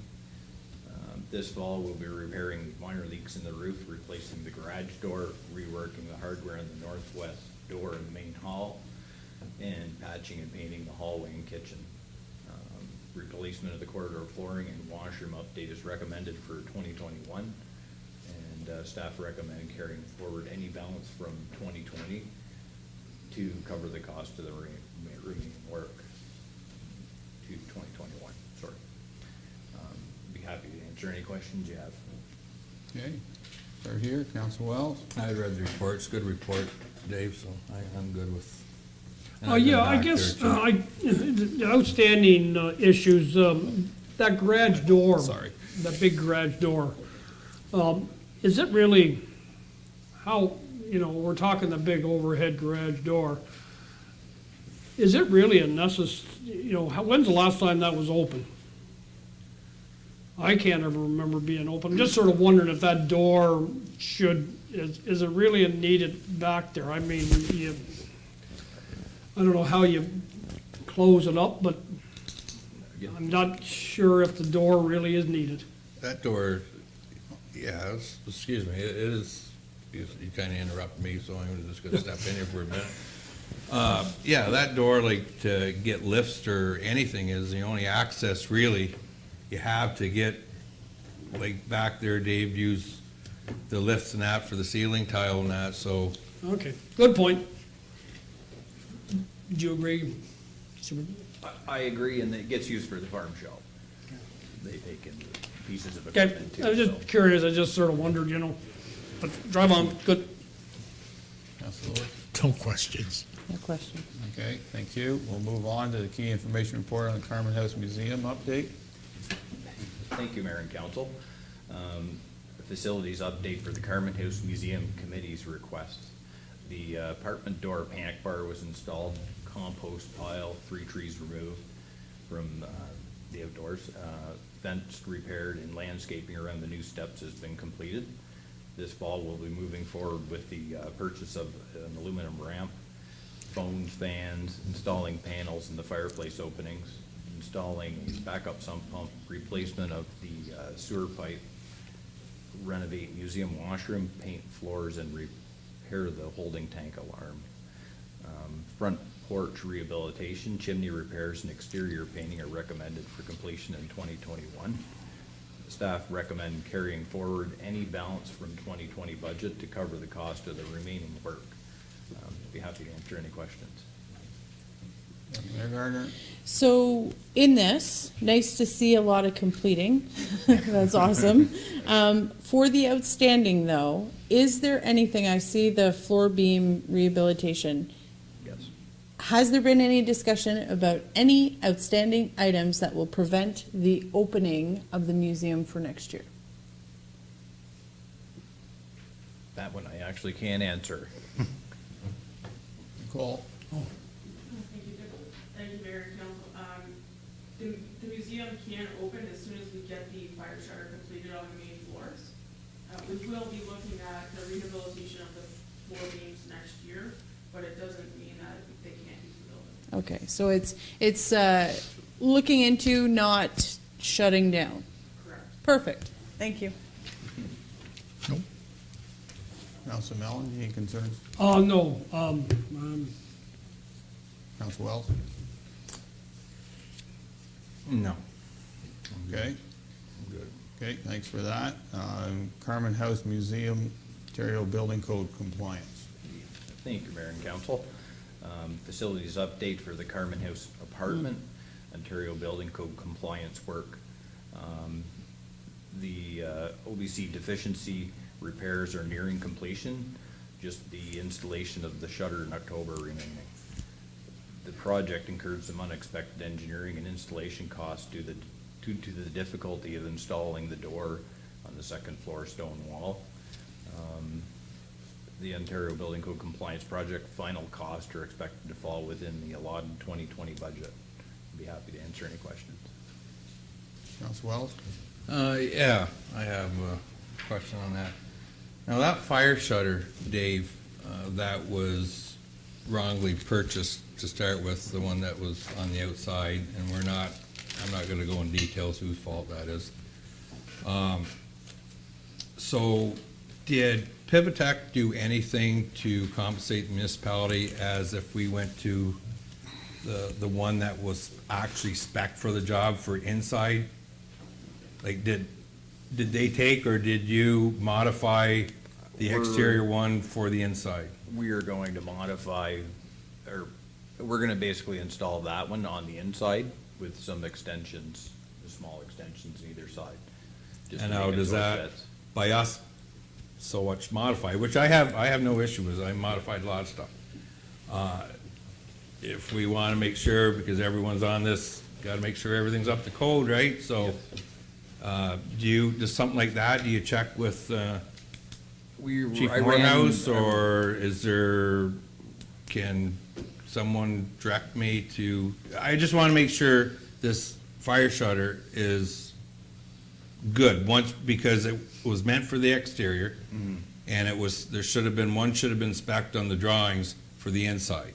So, I don't know the difference between an exterior, I'm assuming, I don't know, maybe there's grease on it that the ice comes off it, but enlighten me. It was approved by EVB Engineering, so. To be used on the To inside. be used on the inside and installed on a small steel extension. Okay. Nicole, you have your hand up. That's all right. Thank you, Mr. Mayor. Just to go on that, Councilor Wells, the original fire shutter was meant for interior use only. It was installed on the exterior in error. So the manufacturer cannot provide proper documentation on how that is meant to be used in Canada. We've been disputing the fact with Pivotech for quite some time, so now we're at the point that we're attempting to use it an interior function, which is what it's originally meant for. And as Dave mentioned, EVB has reviewed the installation. We're not modifying the shutter itself, we're modifying the opening so it meets the shutter Okay. application. Because you take a fire shutter, whether you use it for application for a window, or you have opening in barns where you use fire shutters that are basically just, like say 7x9 fire shutters. So I wasn't on the drawings that said, and I didn't realize what you just said, Nicole, about it actually being meant for interior. So other than that, yeah, I'm good. I just want to make sure everything's good, so I'm good to go. I'm not gonna say anything because it only jinxed us. We're one item away from getting that done. So ask me in November, because it's supposed to be done in October, and I'll be happy. It's just good to see the jobs getting done. No comment. Okay, so we're good with that. Next one is key information report and Morrisburg outdoor rink proposal. Thanks, Dave. Thank you. Danielle?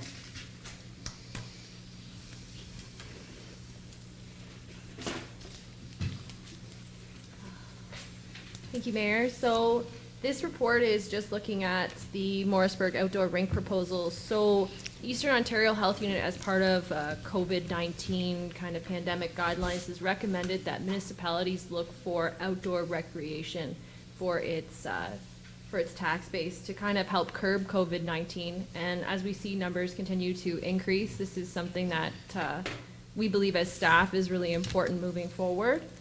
So when looking at options for outdoor recreation this winter and fall season, we did go out with a survey to the public.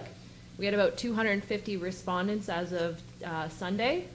So we did want to get an idea of what our residents are looking for opportunities.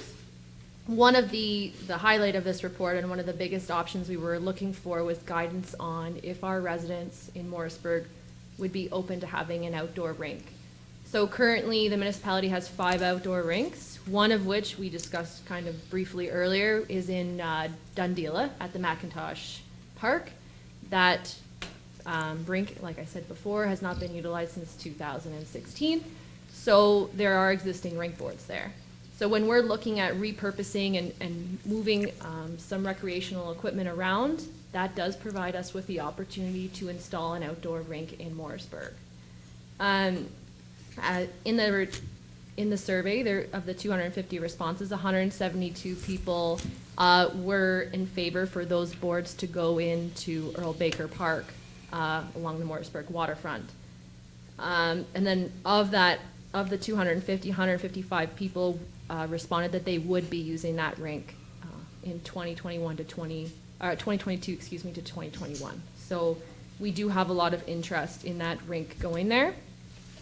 With regards to cost, so of course, when we move the boards, there will be a small fee associated with that, as well as a liner. So we're not proposing that we install a concrete base or anything like that. We would just be looking at installing a simple liner to go underneath for this season. So with costs, we're looking around $2,000 for the entire job this year. And if staff are proposing, if it does become quite a popular part of Earl Baker Park, and it is very successful, that we look at other options like putting in a concrete base or something like that down the line. Staff do feel that if we do move the boards to Morrisburg, there's lots of opportunities in the future for us to utilize not only that area as an outdoor rink, but also in the summer we can use it. There is some outlying municipalities that transformed their outdoor rinks into skate parks in the summer. Some of them turn them into basketball courts as well in the summer. So we're looking for kind of a multi-use recreational facility there. There is another item that staff are putting forward tonight. It's up for council discussion, is the outdoor rink in Dundas also has 4 freestanding lights. If we were to remove these lights and bring them to Morrisburg, it would be quite expensive. $7,000 to $10,000 is what we were quoted, depending on how they need to be installed. It's staff's recommendation, though, that these lights remain in place until 2021. We will see how 2020 goes with the outdoor rink, and if it's very successful, we can look at bringing those lights afterwards. Any other questions? I'd be happy to answer. There's a lot of information in this report, so there's a lot of different items going on, so I can answer any questions. Deputy Mayor Gardner. Yeah, I don't think you were here, but we had had a discussion about the Dundela rink. And while I hate taking something away from one community in South Dundas, I believe that if it sits for 4 years and isn't being used, it's not really fair to have another area that could potentially use it. Morrisburg has, one of the comments that I've gotten back quite a bit is about an outdoor skating rink. There used to be one, it was quite popular. So I think this is fabulous. I think that your idea of, moving forward and potentially if it's popular, I know my daughter will go down there, no problem. Coming up with another use for the foundation of the rink boards. And I think some of the committees are jiving some ideas, so I don't know if it's duplication or just to have that kind of cross so they can take out one idea off their to-do list kind of thing.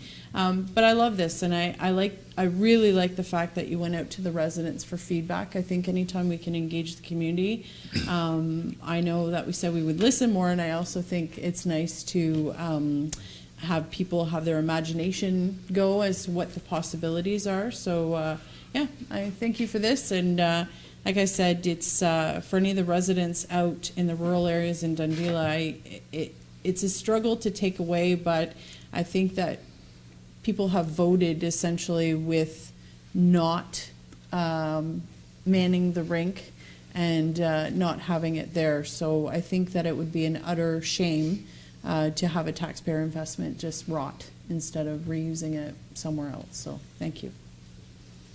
Councilor Lewis. I don't have an issue with removing the rink from Dundela, but over the last couple of years, our winters have not been that cold. I think last year, a couple of the rinks might have been open for 2 weeks all winter long. I would really hate to spend taxpayers' money on this project and have winters getting less and less cold every year. And I'm just going to leave it there for now. I don't know. And we got an outdoor rink in Riverside, one in Williamsburg, one in Iroquois, and one in Brenston.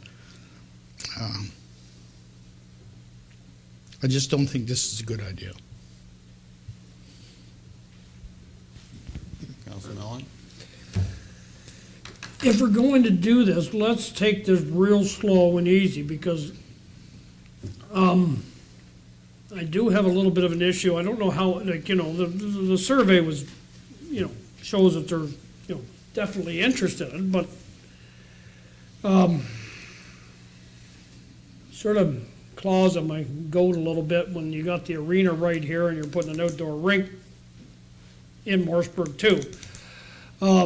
Yeah, maybe it will be used, that there's maybe less restrictions with this whole COVA stuff going on to use an outdoor rink, but let's take this real slow.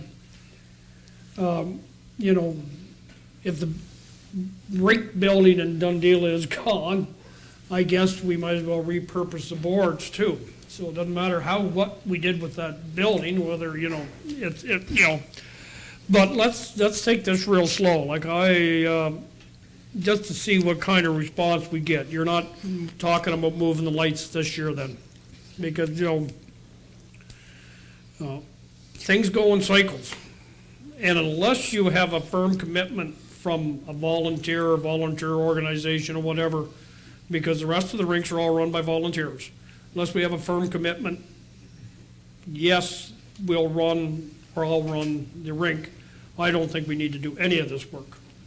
We just leave her right there, because that's what happened to Dundee, and nobody stepped forward to, run the rink. And, the other ones are run. and they do very well. So unless you have that firm commitment from somebody, I don't think we need to take it any farther. You know, leave the boards right there in Dundee until you find somebody that is willing to run with it, and then let's take baby steps on this one, I think. Real baby steps. Good? That's it. Council Wells. Well, I'm thinking big steps, not baby steps.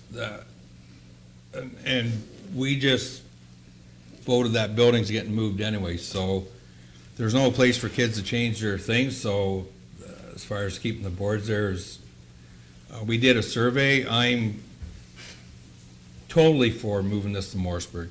That, what's gonna happen, those boards been there 4 years, no one stepped forward. Common sense comes into play, you know what?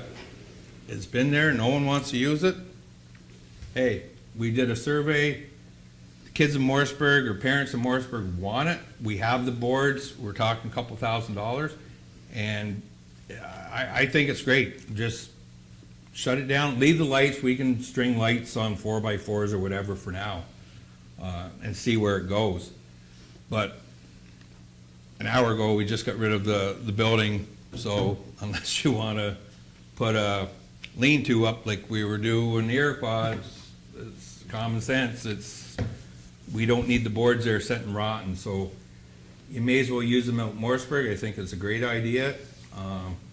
I like the idea in the report too, down the road, about putting a concrete slab in and use it for other stuff.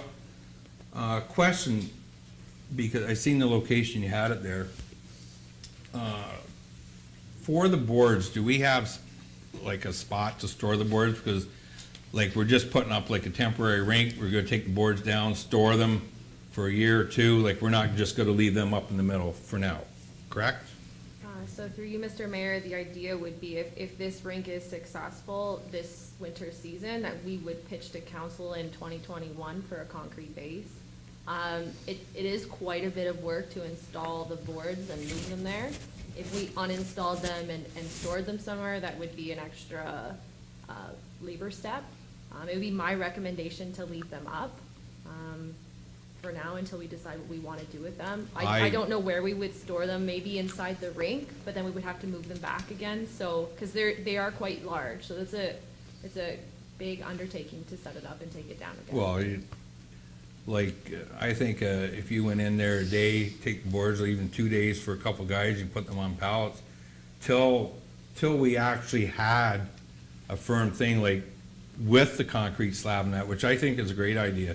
Like you can have basketball or whatever.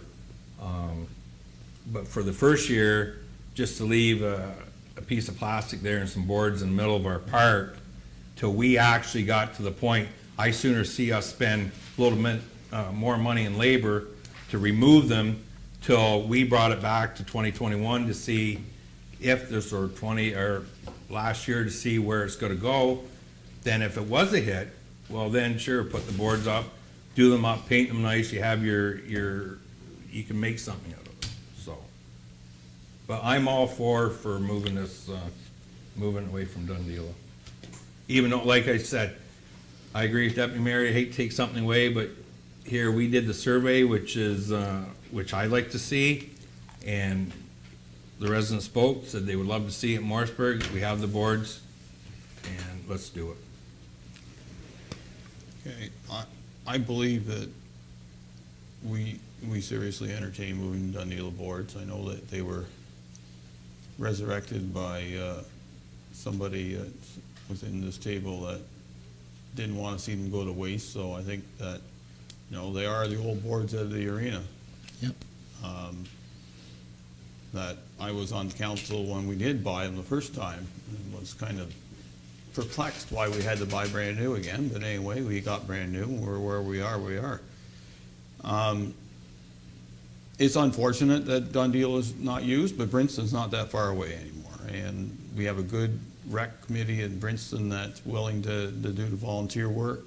The person who did the work in Dundee has moved off. He still lives in South Dundas, but certainly not in the Dundee area anymore. So I don't like seeing things just sit there and go to waste and waste away. It's done 4 years. We've given time. I know that I was on council that took the lights away from Princeton, and 10 years later, you'll end up putting them back up. But as Councilor Mellon alluded to, things do go around in circles. But I think this will be a good what do they call it? A project to try it out. You must be aware, though, if we start going down the road of concrete or maybe asphalt or whatever we need for a base, we all know where this leads to, which is a building and everything else that comes along with it. And I'm going to say right now, you know, there's a lot of arenas, even the Rink of Dreams in the city of Ottawa, that there's no place to put your skates up except a bench. So, you know, I know that that might be a concern, but we have to balance it out too. So I'm good with at least giving her a try this year and see where we go. I know I do agree with Councilor Lewis, like winters have not been winters. And last I heard, this is not supposed to be a solid winter, but I think it's worth a gamble using what we're reutilizing now, and we'll see how this year goes and reevaluate it from there on in. So, Deputy Mayor Gardner? Sorry, Mayor Byvelds, I forgot to, just the location of it. Was there any consideration with people parking and stuff? Like, I'm trying to reduce the amount of snow blowing and all that fun stuff you have to do for a path. Was there any thought, because I'm just thinking if I went with my daughter, we live far enough away, we would walk, or we would drive. She can put her skates in the car and like go to the rink. Is there a thought maybe that location might be a little bit too off the beaten path? If we did get a lot of snow, then all of a sudden you're stuck trying to make a pathway to it and stuff. So just a thought. I think through you, Mr. Mayor, I did discuss this location with the water department. So Yeah. our water supervisor, Dennis, there is a water connection there that's suitable for flooding the ice, and that's why we decided to put it there. There's also an existing electrical service. Okay. It's outlined in red, I believe, on the picture there for you. It's got a red box. I don't know if you can see it, but we can look at alternatives. There are some other water servicing sections. There used to be a wading pool a little bit further to the west there in that park. So I can certainly speak to Dennis and see what would work in terms of water servicing, because we want to make sure we have access to the water for flooding purposes.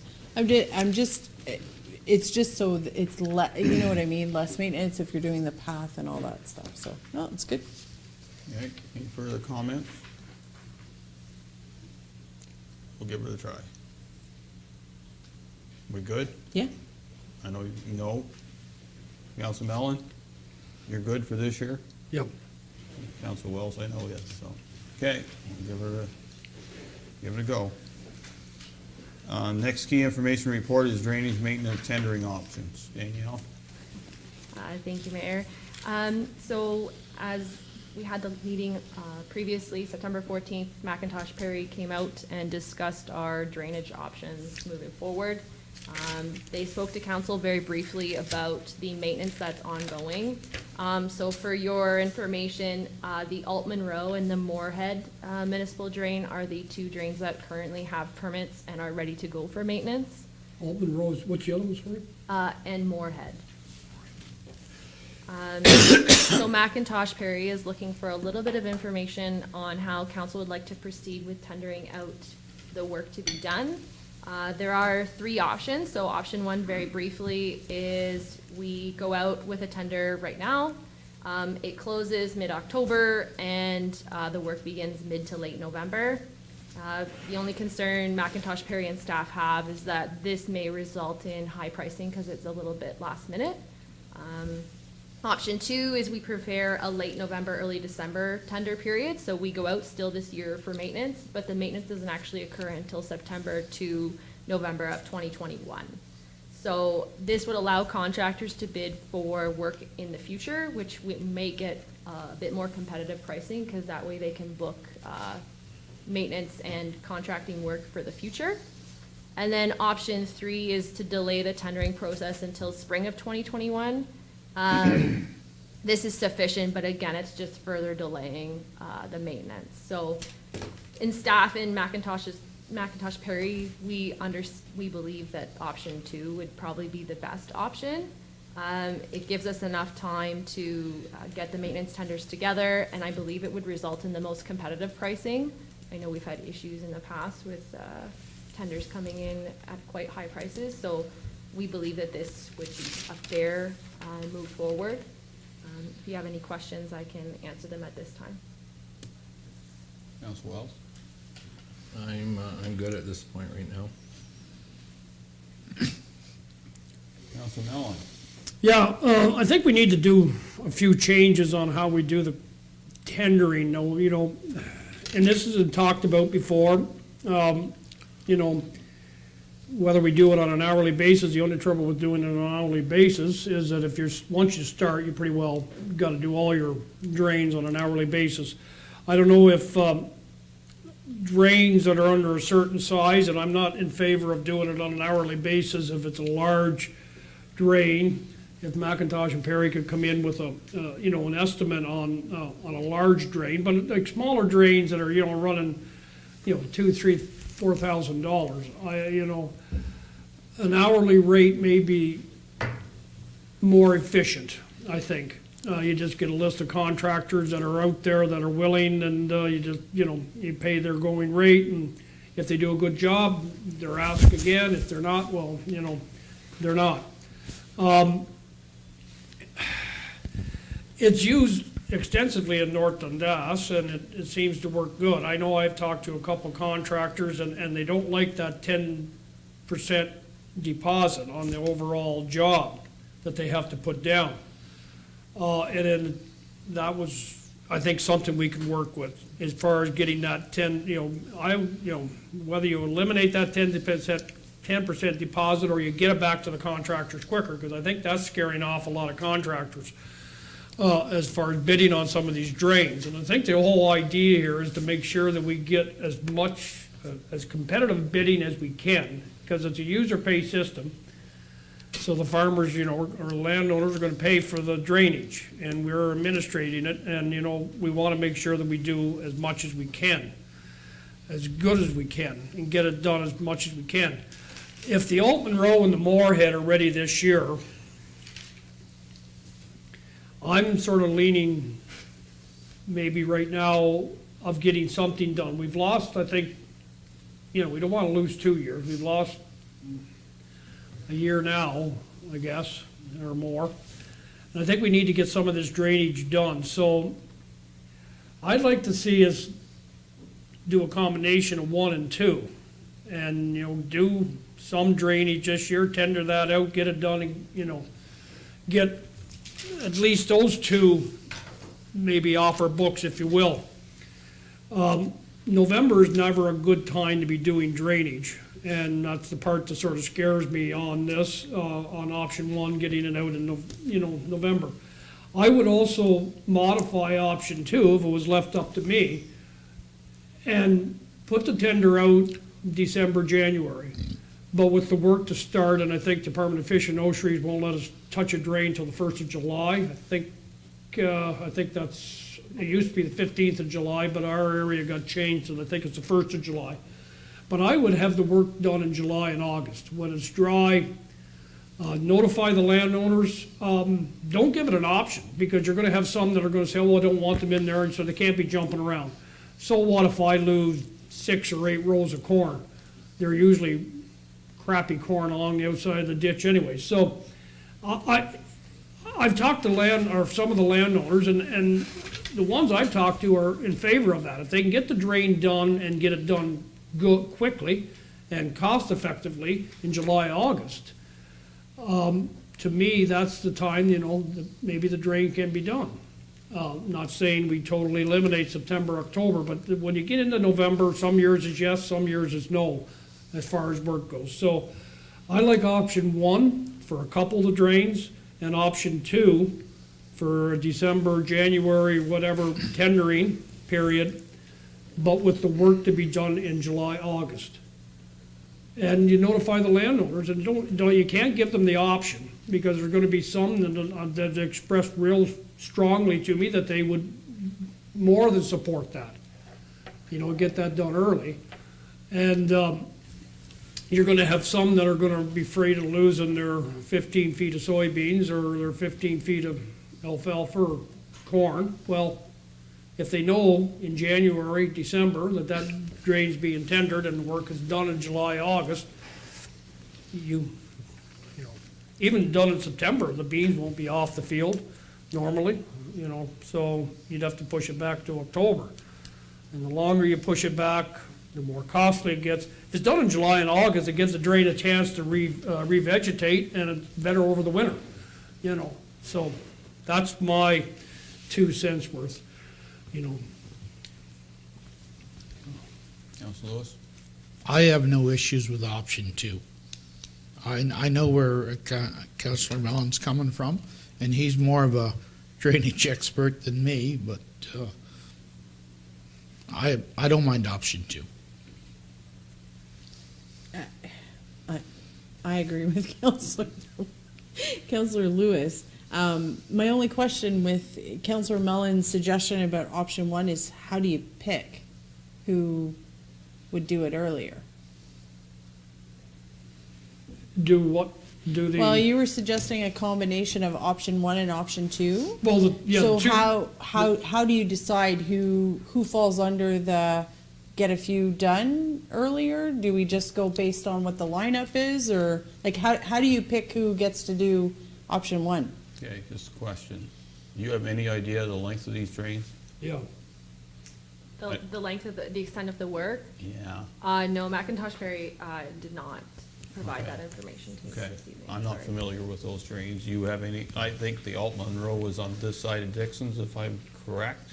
Yeah, it's a big long- drain. It's a big drain, so it would be the big one. The Moorhead, I don't know where it is. So I'm good with Be option honest, There's the two, the reason I said those two, because they're the two that are ready to tender right now, right? Yeah, that's correct. So Alt Monroe and Moorhead are both ready to go. We have the permits and they're ready to be tendered That's- out if that's what you want to do. But they're large drains, right? Like would that be And that allowed? could- Well, one is a large drain, I don't know about the Moorhead, and I think Deputy Treasurer is trying to find it out. I don't have my big drainage map with me, it's in my office, so you have any comment? Yeah, just the only caution I would, in talking with McIntosh Perry and Danielle, is if we go out to tender now and our prices come in high, what we don't want to be in habit of doing is rejecting the bids Yeah. and then going back out again, because then we'll have this kind of, the contractors will say, well, what's the sense of me bidding now? If they're too high, the municipality's going to reject them.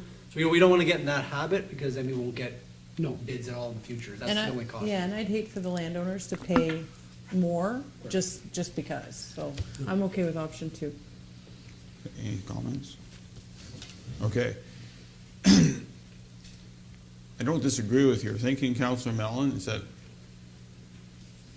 I'd be willing to put the Alt Monroe out tomorrow, because it's the biggie, because it drains everything else, you know, that's one to consider. I'm assuming, I'm just thinking in my head where it is. I know some of the landowners are along there probably that like it cleaned out. If the tender comes back and we only have one, I would reject it in a heartbeat. Yep. Simple as that, because we have nothing to base it on. And if that person doesn't like that, we would basically say it in the tender, and, you know, we have the right to refuse any one. And I don't like doing it, but that's what happened the last time. The bids came in way too high, one guy, well, okay, what are you gonna do? They get her done, doesn't matter. Well, in the end, we paid for some of that, don't forget, in some of the stuff we didn't have the information for, so. Going forward, though, doing option 2 would work. I'm not sure about November, December. I'd go kind of January, February, because they're trying to finish their work. They won't have time, but when you get to January, it slows down the construction, and, you know, you think of the guys who have high hose, like the faucets, and, you know, not doing a lot of work then.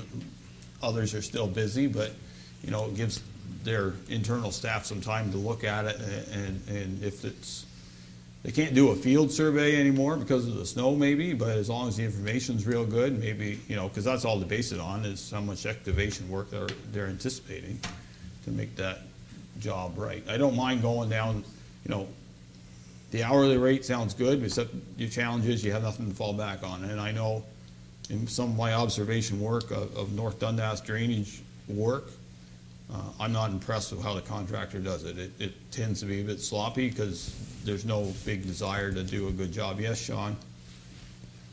Sorry, if you want to know where the drains, the Altman Row starts in concession 2, south of Rowena Road, and east of Highway 2, and then goes all the way to concession 6 and dumps into the south branch. Yeah, that's the biggie that, That's a biggie. yeah. It's gonna be expensive. I agree with you, Mayor Byvelds, if we had one tender, I wouldn't even open them. If I Yeah. could, Go ahead. If we're going to go about that way, I would suggest is instead of going out for a tender, maybe we consider a request for quotation. I really don't want to see the municipality get in the habit of rejecting tenders because we already have issues with getting bids. So if we go out for a request for quotation, that doesn't guarantee the work. It just, they submit a price and then we can move forward with the work should we choose to. Comments?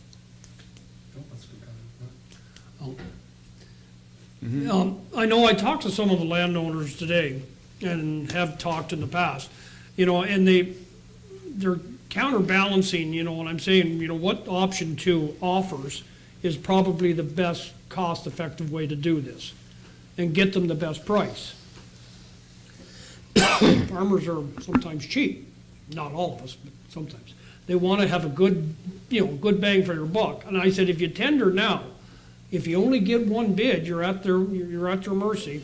And I said, we've seen the prices escalating in the last few years. And a lot of them agree, and you know, they say probably this year isn't maybe a good year to do it. And I'm gonna backtrack with that Altman Row, if it's that big, and I'm picturing it in my head, that's gonna be a lot of work to get done in 1 year. It won't get done in one, you know, maybe Danielle, your idea, request for proposal on it, or whatever you wanna do on that, but the tender, that's gonna be a big drain, and you're gonna be really limited to how many contractors are gonna be able to bid on that. I can pretty well tell you, you're gonna have one. Well, and- if we think we're past time, and we probably are, here is middle of September, you gotta get them out, you gotta do the work, we gotta award it, like, there's a lot of work, it won't get done till November. Yeah, it's dry now, relatively dry now, but it only takes one hurricane to come through and 4 inches of rain, that fixes that problem very quickly. Maybe we just go with option 2, you know, apologize to the landowners that we wish we had done, but we're looking after your interest as best we can because of the challenge of the cost.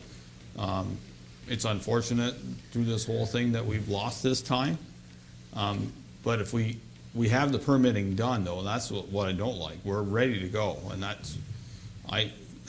half the feeling is why don't we just do one and take our lumps and hope for the best. If they're beyond reason, then we can just, if we only have one bidder, there should be no problem with this, any council will say no, because there's no competition, zero. It's one guy, and the rest said, well, we're not gonna bid on it because of our challenges. Yes, Sean? And sorry, just to add to that, the Moorhead drain is east of Billsman Road and north of Seabird Road and empties into the Altman Road. So that is, And that's west of Princeton. I know the landowner's been calling about that one. yeah, that's the one on It's- Dundas. It's not near as big as the Altman Row, but I hate cleaning out that one without its outlet being, Well, you can't clean it without the outlet, I mean. Yeah. Just no waste of sense time. cleaning the Moorhead if the Altman Row isn't gonna be done. And it's almost like a project, you can do one contract and do the whole project, really. Now, if we know where the drains are. As much as I don't like seeing us lose, like, I think probably option 2, the Altman Row's too big, I think, to try and do it this fall. And the other one that is ready, shovel ready, if it all, it's emptying into the Altman Row, so it hasn't probably got to have a sufficient outlet. So But I would strongly recommend that July, August. That's my opinion. July, August, that's when the drainage work can be done. July, August, September, instead of September, October, November. And just say this is when the drain's gonna be done. I mean, some farmers will squawk, but other ones, I think, the ones I've talked to, they realize that you get better quality work and probably better pricing. I'm hoping, no guarantee on that, but you should get better pricing if it's a summer job instead of wading through mud in November. Okay, so you want to go option 2 this year, even on those two? Or take our chances and get them done? I know some of the landowners there, and you know how loud they can be, and... Yes, Sean? Sorry, and just one more thing. It's okay, information's good. With respect to McIntosh Ferry 1, considering doing the Altman Road drain, there's 2 reports to that drain. And it will also depend where they want to do the maintenance, whether or not they want to do the entire thing, or if they just have a section they want to do, like the outlet, or from the outlet to Moorhead. Well, And I don't know the answer to that. that throws a, Have they redone the assessment schedule, so it's The good? assessment schedule, I believe we did a bill out for Altman Road since I've been here, so within the last 4 years.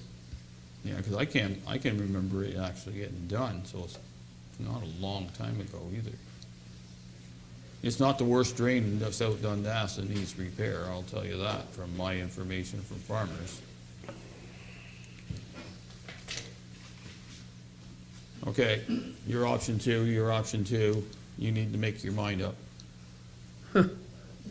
option 2 and the Altman Row, and I would request for just throw that out there to see what kind of bids we get on the Altman Row and the Moorhead. But option 2, On the rest. yeah. So you're willing to gamble on the first 2? I'll go with you on the gamble.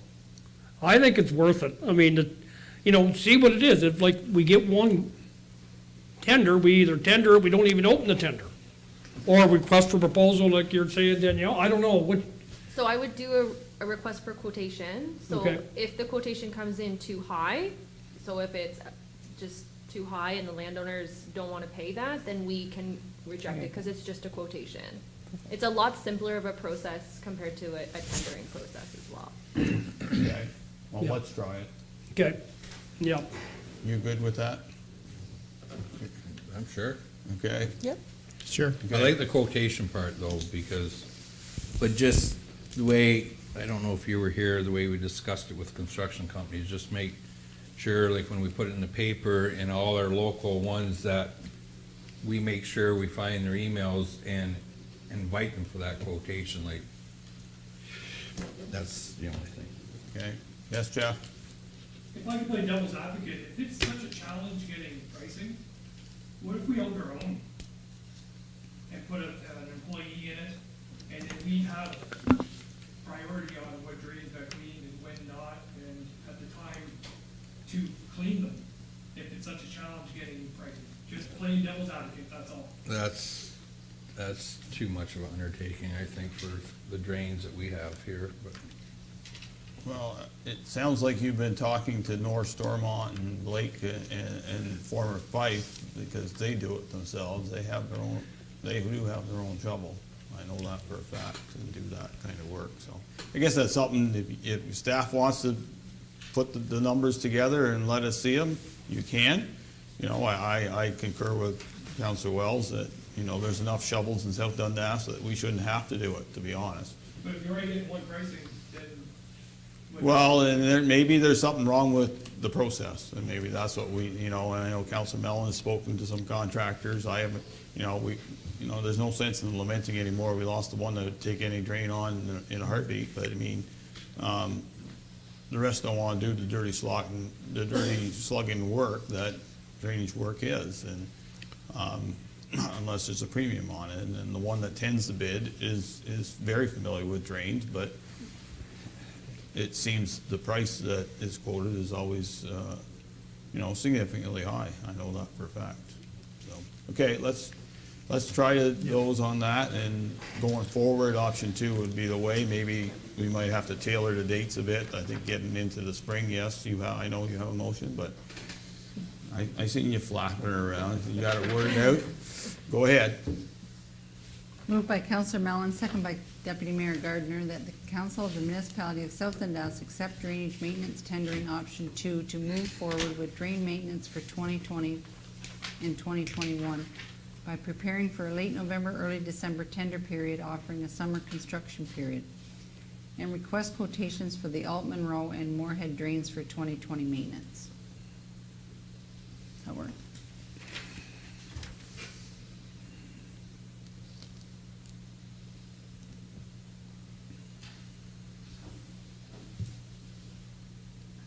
Yeah, you understand it? It's what council has desired, so. Okay, anything further? Tendering for the 2 and No. option two for the rest of them. Yeah, we're quotes for the 2. Yeah, they're Not quoting for tendering, 2. Okay, anything further? Seeing none, hold the motion, those in favor? Opposed, motion carries.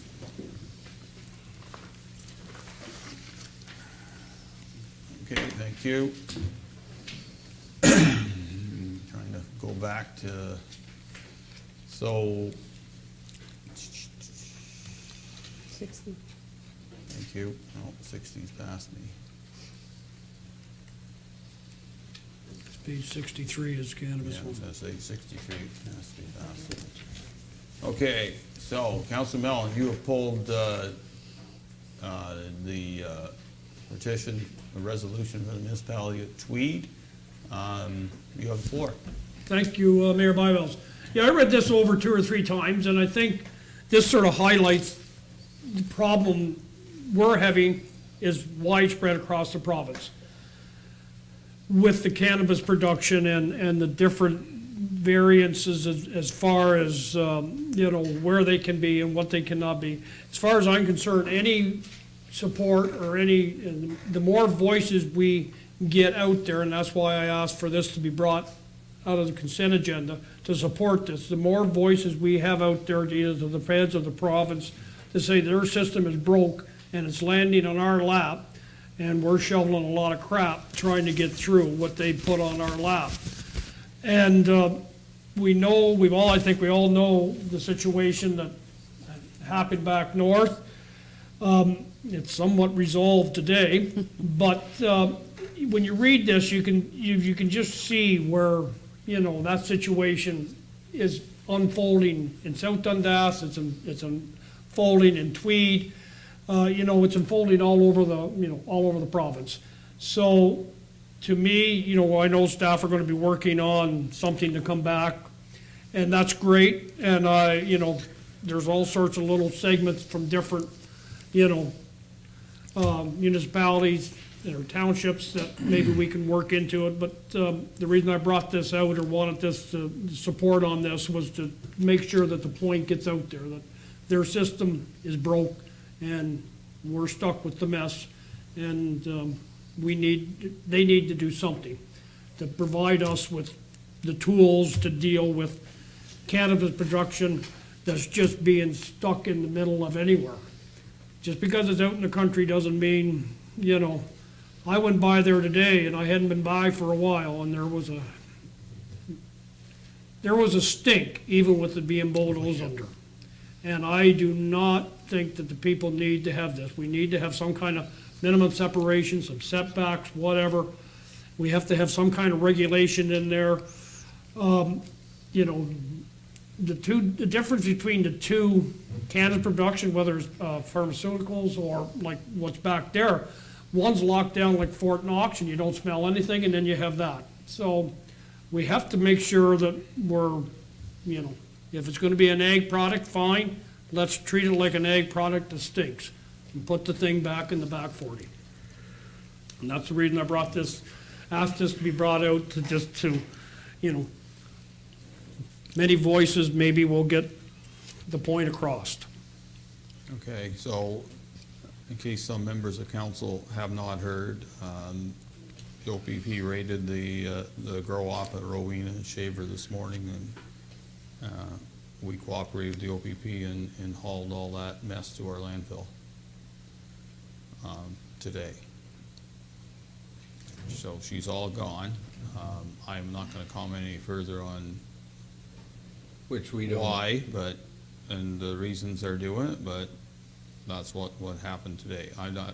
Wouldn't say that's something we need to be in the habit of, but, as Councilor Mellon says, we're stuck with a mess that we need to deal with, and I think, that's why I brought it up at our last meeting, that, we need to get action quicker, sooner than later. Even the thoughts of an interim control bylaw to stop everything, period, and then see what we can deal with, so that's just ideas, but supporting other municipalities with the same issues as we have will go a long way, but we still need to do our own work. So, Councilor Wells? Well, yeah, like we already had a discussion about creating bylaws to not have that again. And I definitely agree with Councilor Mellon to support this resolution by Tweed there to send our own in and tell all the other municipalities what we just went through. Didn't realize we were getting rid of the product. Had to go somewhere. Usually, any time like that, it goes to a center area, like, they take care of it themselves. So what are we doing, burning it, or You landfilled it. landfilled it? Just hope- No, okay. that's- I understand, No, but I'm just- it's one of those Hopefully there could be a lot situations of kids where around there we going. have opportunity and you gotta do what you gotta do. Will there be lessons learned today? I don't disagree, but, Because you take 30 greenhouses, and I seen what they had in there, and what it add up for poundage, like, it's a lot it of. was significant. I won't disagree, but they were, And I'm surprised, actually, the OPP actually let us dispose of it. it was a request. Was it? Which is fine, it's, but, like, for us, like, this letter states, how does it get from there? We should have been, when we issue building permits, and it's the way the letter states, right? The government is failing on this, 100%. Like, someone's gotta tell us, they should be licensed before and regulated, whatever they need. I don't know what they need from the Ministry of Environment, or whoever. It's Health Health Canada. It's Health Canada that regulates cannabis. So, like, they definitely gotta bring something that they have, they're allowed, then our bylaw will kick in that we can dictate how far off the road and how far it's gotta be, and this is a route to take. I think, it's a lesson learned, and, like, I don't wanna be paying for us to be disposing of dope every year, so. I agree. I think there's a lot of things we can learn from all this, and more information from the authorities, and from what I hear is the challenge, but we need more information, and then zoning has to be applied But properly. something came about that, how many times a police car would drive by there and see what's going on ever since it started. And now they're just getting, so someone from Health Canada says, whoa, they're not supposed to be doing that, and called the OPP, like, which we'll never know. At the end of the day, we won't know why the OPP did it, and we should know, so. Well, I guess if it ever goes to court, that's where it'll end up, but there's, you all, everybody knows if things under investigation are kept quite close till Oh, yeah, it for has to sure. go to court, because it's the only way things get prosecuted properly, so I'm not, we're not at liberty to say anything further. I have no problem supporting this. I have a couple of comments. Thanks, Councillor Mellon, for bringing it forward. I do agree in principle that we should support this. My only issue is, I'm pretty sure Tweed's not a border town, because they would not have put it to the province to amend legislation to establish it under the Provincial Offences Act. Because as anyone that's been paying attention, whenever you talked about illegal cigarettes, how many millions of dollars of fines were never paid? And it's essentially a useless way to do it if you go under the Provincial Offences Act. It would be better if they had gone federally, and then it's easier to actually recoup the money. So I'm thinking from a county perspective, they put a lot of time and effort trying to recoup dollars that they never had access to. So that's as lesson learned in SD&G, that's the only issue. I think everything else is great, but I think that making it a Provincial Offences Act is ridiculous. I think that if we want to target it to the federal government, then it should be a federal law that they're breaking, so it has some teeth, or we're gonna pay for it anyway, right? That's In court right. case and stuff. So that's my only cautionary thing that jumped out, was that line, that paragraph I don't agree with, but. And fair enough, and we'll see how these things turn out now that legal processes have started, and obviously they have to be charged under a certain act, so. The problem is If if it's it's not- provincial and the folks live in Montreal, you can't even go after a parking ticket. Understand, but So- if it's under, let's say it's under the Cannabis Act or whatever the act is Federally, called, yeah. is federal, then Yeah, that's a. then you're different- good. Yeah, Yeah. it goes to Superior Court Yeah. instead, Yeah. go forward now. Got a resolution for us, please? Moved by Counselor Wells, second by Counselor Mellon, that the Council of the Municipality of South Dundas support the resolution from the Municipality of Tweed requesting immediate action by all levels of government regarding cannabis zoning regulations. Okay, all heard the motion, those in favor? Opposed, motion carries.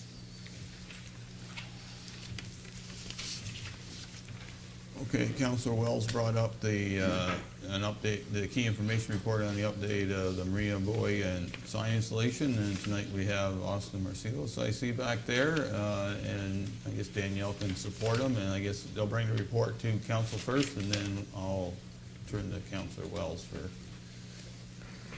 his concerns. Welcome. Thank you, Mr. Mayor, Council. This report is just to give an update on the installation of the marker buoys at the Gal Canal Marina. The buoys were successfully installed on September 1st by ODS Marine. They installed 9 marker buoys, 5 green buoys were installed on the south side of the channel, and 4 red marker buoys were installed on the north side of the channel. They were installed by putting pad eyes into the lock wall. This offers a long-term alternative to anchoring them to the bottom of the channel. In addition to that, staff also obtained 2 additional signs. Their signs are 6x4, one to be placed at the west end of the marina by the boat launch, and one to be placed at the east end of the marina to alert mariners and boaters of the submerged wall as they enter the channel. Okay, thank you. Councilor Wells. Yeah, I had some concerns about, the report was good, Austin. Everything I was up, looked at, everything looked good. My concern was, because I've had a couple calls from boaters, that it says here in your report, previously the municipality had 6 marker buoys, which is not correct. Those buoys don't belong to us. And first of all, I'd like to know, like, who has them right now? Do we still have them? Yep, we still have them.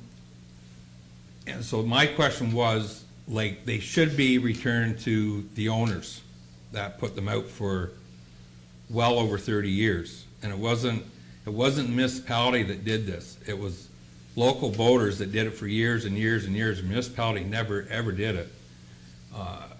If truth to be known, those buoys were donated through George Mullen and Bill Mullen, that the Coast Guard were getting rid of. Local boaters repainted them, patched them, welded them up to make them use, and for years and years till this year, except for the last couple years because there's been chaos up there of everyone knows what was going on. So I'm sitting here asking council to give back buoys to them if they want them. If they don't, that's fine, but the way I've been taking it, if they were just asked if they want them back, and if they didn't, that's fine. But the way I'm taken from what I'm hearing, it's, they've been told that they belong to the municipality, which they don't. So I don't know how to go about this, because, and I was actually one of them for help for years, putting them out there, using our own boats and stuff, and no help from the town of Iroquois, the municipality, or nothing. So I'm just, like it says here, it belongs to us and it don't. So I just want some answers why we're keeping it. So I don't know if someone can, So I'll make a comment on that, because, you know, usually when people provide stuff for the municipality, it becomes part of the municipal infrastructure. You know, whether you call it a gift or a donation or whatever you want to do, after 30 years, yeah, they put them in, and that's great. And it was actually the committee that did all the work until the committee gave us too many challenges and we had to do it ourselves. In my opinion, I think that's pretty petty of them to try to ask for them back at this time when the dispute, if they had wanted to assist the municipality, they could have offered to do it for us. But no, they don't, because they just didn't want to be cooperative with us anymore. And in the end, we had to spend 10 grand to fix it up. So I'm challenged with that, Councilor Wells. I think if it may not be you directly, but those voters are getting petty with South Dundas, and I resent it. I resent it significantly because we spent 10 grand fixing it up right. And I'm sorry, but none of those voters put a penny into it besides their taxes they pay on those boathouses. So I'm frustrated. Who brought that up to start with? They took their own time, and I'm for the boaters. And as far as they went, not me, volunteers, took their own equipment, put docks in, put docks out, put the markers out, and whether you're saying about 30 years or not, that's not right.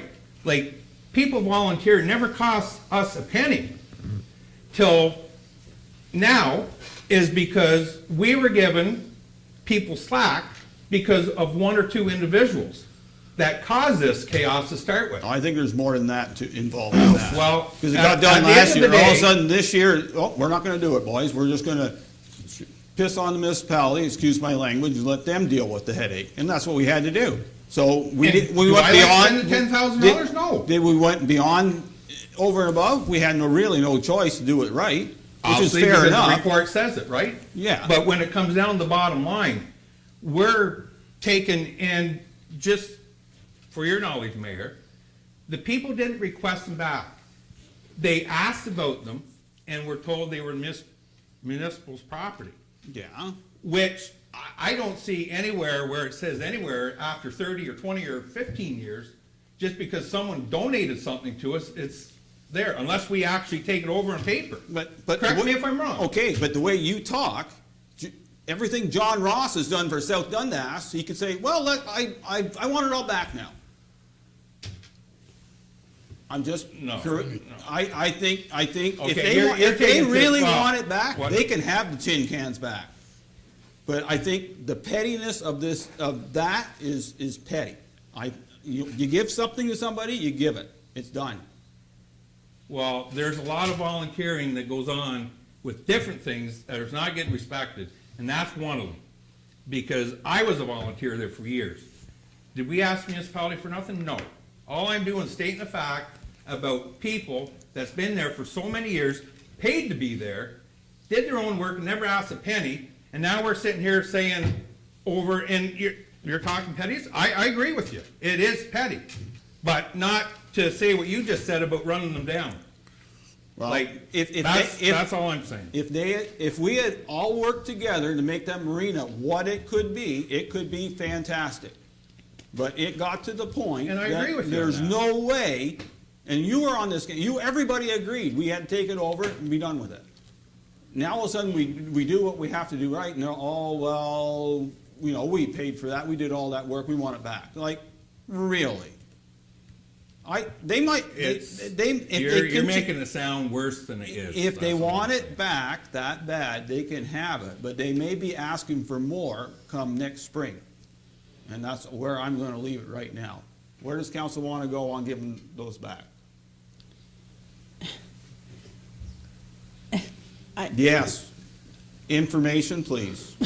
Sorry, so just to interrupt a little bit, so, on top of what Austin was talking about, I did speak with Mr. Mullen on Friday. So when the buoys were originally removed from the canal, they actually, I don't wanna say went missing, but were taken, without the municipality's permission when we removed them, so we did request them back. Right now, they are in the storage shed at the marina, and the reason why the municipality is taking them back is because we still actually have to do more work. Transport Canada has sent us some more correspondence, we do need to put more buoys out. So those buoys that are sitting in the garage will actually be utilized next year. The other thing I did, follow up with the Coast Guard, and there was some correspondence that the Coast Guard actually donated those to the Gallup Canal Marina, which at that time was run by the Marina Committee. So it might have been donated to the Marina Committee members, but however, its sole purpose was to be utilized in the Gallup Canal Marina, which is what we intend to do with those buoys next year. So we're not keeping them to use them somewhere else, they're actually just gonna be reused next year. And I did speak to Mr. Mullen about that in detail on Friday, so I just wanted to clarify that we're not removing them and disposing them or removing them and taking them somewhere else, they're going right back into that marina. Okay. Caught my breath. I just wanted to say this. I think that, I'm sorry, Councillor Wells, but 30 years, 20 years, I've donated stuff. I've never expected for it back. I disagree. I think that while I've been sitting at this table and while this council has been here, and in the past, the volunteers are appreciated, and most people, when they volunteer stuff, they're not expecting things in return. They're doing it for the betterment of the community, and that is the whole purpose of volunteering, is to give something back. I think I challenged to hear a statement where we don't treat volunteers correctly, and I think that my time on council, there's been a lot of problems at that marina. I'm not going to say anything other than the fact it was treated like a private club. And I think that the entitlements of having a private club at the expense of the taxpayers in South Dundas is not okay. And I think that if we're going to be petty on this and that and back and forth, I think we're doing more harm to our community and our volunteers. And, what's to say any volunteer? Keith and Linda Robinson, when are they going to come back? Give us a bill for the amount of time they've spent in this community volunteering? I mean, I hear what you're saying as far as the recognition and stuff, but that's beyond my scope. 30 years is beyond my scope. And I don't think that trying to reconcile hurt feelings over what is done. And I think that, to Danielle's point, if a committee is connected to the municipality, I'm pretty sure that most people that would make a donation, most organizations like the Coast Guard or whatever, if they're making that donation, they're making it to the municipality. So, but I wasn't there. Councilor Lewis. Danielle, did Mr. Mullen have any problem with the buoys after you spoke to him? So through you, Mr. Mayor, when I spoke to Mr. Mullen, he didn't seem to have any concerns. He just wanted to make sure that we weren't getting rid of them or giving them away or selling them. And like I said before, that was not our intention. We're actually going to be installing more of them in 2021. Well, I think since Danielle has spoke to Mr.